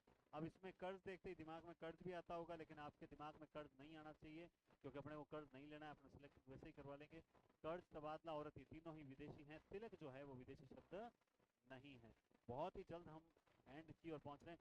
शिव पूजन सहाय 1893 से 1962 द्वारा लिखित संस्मरण नहीं है। संस्मरण अपने टॉपिक में है, कौन सा है? सॉरी, संस्मरण है। इनमें से एक है वो रचना, वो शिव की है, शिव पूजन सहाय की है। बताओ देखिए वो रचना कौन सी है? तो वो रचना आपको याद आ गो, वे दिन वे लोग। कौन सी है वो संस्मरण? वे दिन वे लोग। 144 नंबर क्वेश्चन आप देखेंगे। चंचल मेल्या मारी, यहाँ चंचल शब्द किसका संकेत कर रहा है? चंचल कौन है? चंचल मेल्या मारी, माया, मन, आत्मा, ईश्वर। तो हम चंचल शब्द आता है हमेशा किसके लिए आता है? मन के लिए। आगे चलते हैं। राम वियोगी नाम जिए, राम वियोगी ना जिए, राम वियोगी ना जिए। कबीर के अनुसार यदि राम वियोगी जीवित रहता है तो क्या हो जाता है? पागल हो जाता है, तड़पता है, मर जाता है, क्या होता है? राम वियोगी जीता है तो वो पागल हो जाता है। क्या हो जाता है? पागल। चाहत पिय अद्वैतता कानून सेवत नैन, यहाँ अद्वैतता का अर्थ क्या? भावी संयोग, योग, अध्यात्म, निर्वाण। अद्वैतता, अद्वैतता यानी क्या पाने की कोशिश कर रहा है वो? मोक्ष प्राप्ति के लिए, निर्वाण, मोक्ष प्राप्त करना चाहता है। आगे चलते हैं। अपने अंग के जानी के जोबन नृपति प्रवीण, तन मन नयन नितंब को बड़ो इजाफो किन। इस दोहे में बिहारी ने किन दो बातों को एक साथ वर्णित किया है? तो यहाँ पे किया है प्रेम और युद्ध, राजनीति और यौवन, समाज और राजनीति, श्रृंगार और भक्ति। तो इसमें आप देखेंगे, इसमें राजनीति और यौवन इन दोनों का एक साथ वर्णन किया है। 148 नंबर क्वेश्चन पे हम आ चुके हैं। नथी रजोगुण ज्ञान राम वह पूरो न उपाणे, नथी रजोगुण ज्ञान राम वह पूरो न उपाणे। यहाँ नथी का क्या अर्थ है? तो ये तो आया हुआ प्रश्न है, आपको सबको पता होगा नथी का मतलब होगा नहीं। देखो 2 दिन में बाहर था, इसलिए आपके वो जो टॉप कौन आया कौन नहीं आया थोड़ा सा मैंने ध्यान नहीं दिया, और मैं आज वापस अपलोड करूंगा। तो आपसे निवेदन है कि इन 2 दिनों में जिसने मुझे कॉल किया है वो कल की डेट में कॉल करें, कल मैं फ्री हूँ, तो मैं आपको दिन में जो भी आपकी प्रॉब्लम आ रही है वो सॉल्व कर दूंगा, ठीक है। आगे चलते हैं। 149 नंबर क्वेश्चन। लेकिन मनुष्य के प्राण शायद पत्थरों के हैं बने, कथन का अभिप्राय। पहले तो ये बता दो ये पंक्ति कहाँ की है? ये पंक्ति किसकी है? लेकिन मनुष्य के प्राण शायद पत्थरों के हैं बने, ये पंक्ति है कुरुक्षेत्र की। अब बताओ इसमें अभिप्राय क्या? मनुष्य चोट खाकर भी संवेदनशील नहीं होता, मनुष्य के हृदय में संवेदना नहीं रहती, और मनुष्य युद्ध चाहता है, मनुष्य अपने स्वार्थों पर आंच नहीं आने देता। पता ही देखिए राइट आंसर क्या होगा? तो आप सबको पता है इसका राइट आंसर होगा मनुष्य चोट खाकर भी संवेदन, यानी युद्ध करके पछताता है, फिर युद्ध करता है, फिर पछताता है, फिर युद्ध करता है, मनुष्य कभी संवेदनशील नहीं होता। और अब आ चुके हैं हम 150वें क्वेश्चन पर, और आप सभी ओएमआर सीट यानी आंसर की बना के थे। देखो आंसर की कितना फायदा है, आप लोग आंसर की बना रहे हो। अब जैसे ही आप मान लो जिसने भी प्रिंट निकलवाए हैं, कई समझदार है वो नहीं निकाल रहे होंगे, ठीक है, जितने भी प्रिंट निकलवाए हैं उनको किसी भी क्वेश्चन को देखना है, बोलते हैं, एक बार मैं इंटरेस्ट पेपर को वापस देख लूँ, क्या पता इसमें से कोई ऐसा प्रश्न आ जाए जो औरों को याद नहीं रहे मुझे याद रहे, कितना कि वो मेहनत बेकार नहीं जाती। तो खुद की आंसर मेहनत की भी है ना, आप याद, आप मेरे यहाँ स्वर्ग मिल रहे हैं, दूसरे मेरे यहाँ कौन मिल रहा है, आपने आंसर की तैयार कर ली ना, वो आपके ही काम आएगी। ये जो मैं आपसे मंगवा रहा हूँ, मैं क्या करूंगा, आप 150 200 आंसर की भेज रहे हो, कुछ लोग बोलते हैं सर आप है ना देखते ही नहीं हो हमारे मैसेज, मैं जो पहले नंबर पे आती है ना 3 4 उन्हीं में से पता लगाता हूँ किसमें हाँ ये फर्स्ट है, और मैसेज तो मेरे पास ही आता है, मुझे पता लग जाता है कि हाँ ये फर्स्ट नंबर पे आंसर है, मैं उसी का नाम देखता हूँ। तो मैं देखता हूँ, लेकिन ये आप लोगों के लिए तैयार करवा रहा हूँ, मत भेजो चाहे, कोई दिक्कत नहीं है, लेकिन भेजने से आपको फायदा, ये नुकसान क्या है, नुकसान क्या है। तो तैयार रहें आज 150 नंबर क्वेश्चन के लिए। दिनकर ने कुरुक्षेत्र के प्रथम सर्ग में महाभारत युद्ध पर अपनी क्या प्रतिक्रिया दी थी। इससे पाप का अंत हो गया, धर्म की स्थापना हो गई। इस प्रश्न में एक दिक्कत है, मैं आपको बताऊंगा। इससे पाप का अंत हो गया, धर्म की स्थापना हुई, युद्ध बेकार में लड़ा गया, कौरव और पांडवों का द्वेष मिट गया। इस प्रश्न की एक दिक्कत यह है, आप याद रखें, कल 9वां पेपर है। कल क्या है, 9वां पेपर है। कल फिर मैं छोड़ रहा हूँ 10वां पेपर, क्यों, ताकि लोग ये देख लें, स्टूडेंट्स ये देख लें। मैं फिर बता रहा हूँ, 9वें पेपर का मैंने पहले बोला था, 10वें पेपर में आप सिर्फ एक दिन कोशिश करेंगे, एक फिक्स टाइम, और वो फिक्स टाइम क्या है, लगभग 9:30 से 10 के बीच। इस टाइम में आप एक साथ वेट करेंगे कि कम से कम एक के यानी 1000 लाइव मुझे देखने हैं। मैं आपके लिए इतना कर सकता हूँ, आगे शिक्षण वीडियो के तैयार कर सकता हूँ मैटर, और साथ ही मैं आप लोगों के लिए जो है पेपर्स, जो क्या कहते हैं ज्ञानपीठ वगैरह ट्रिक्स की कुछ और क्लासेस बना रहा हूँ। तो 9:30 से 10 आधे घंटे आप मेरे लिए ऑनलाइन लाइव नहीं रह सकते क्या, बस मुझे सिर्फ इतना ही देखना है, दैट्स इट। बाकी आपकी इच्छा है, इसका राइट आंसर होगा सी। अब तक मेरे पास आंसर की आपकी आ चुके थे, तो बहुत बहुत धन्यवाद, टेक केयर और शुभ रात्रि। नहीं होगी भाई रिकॉर्ड।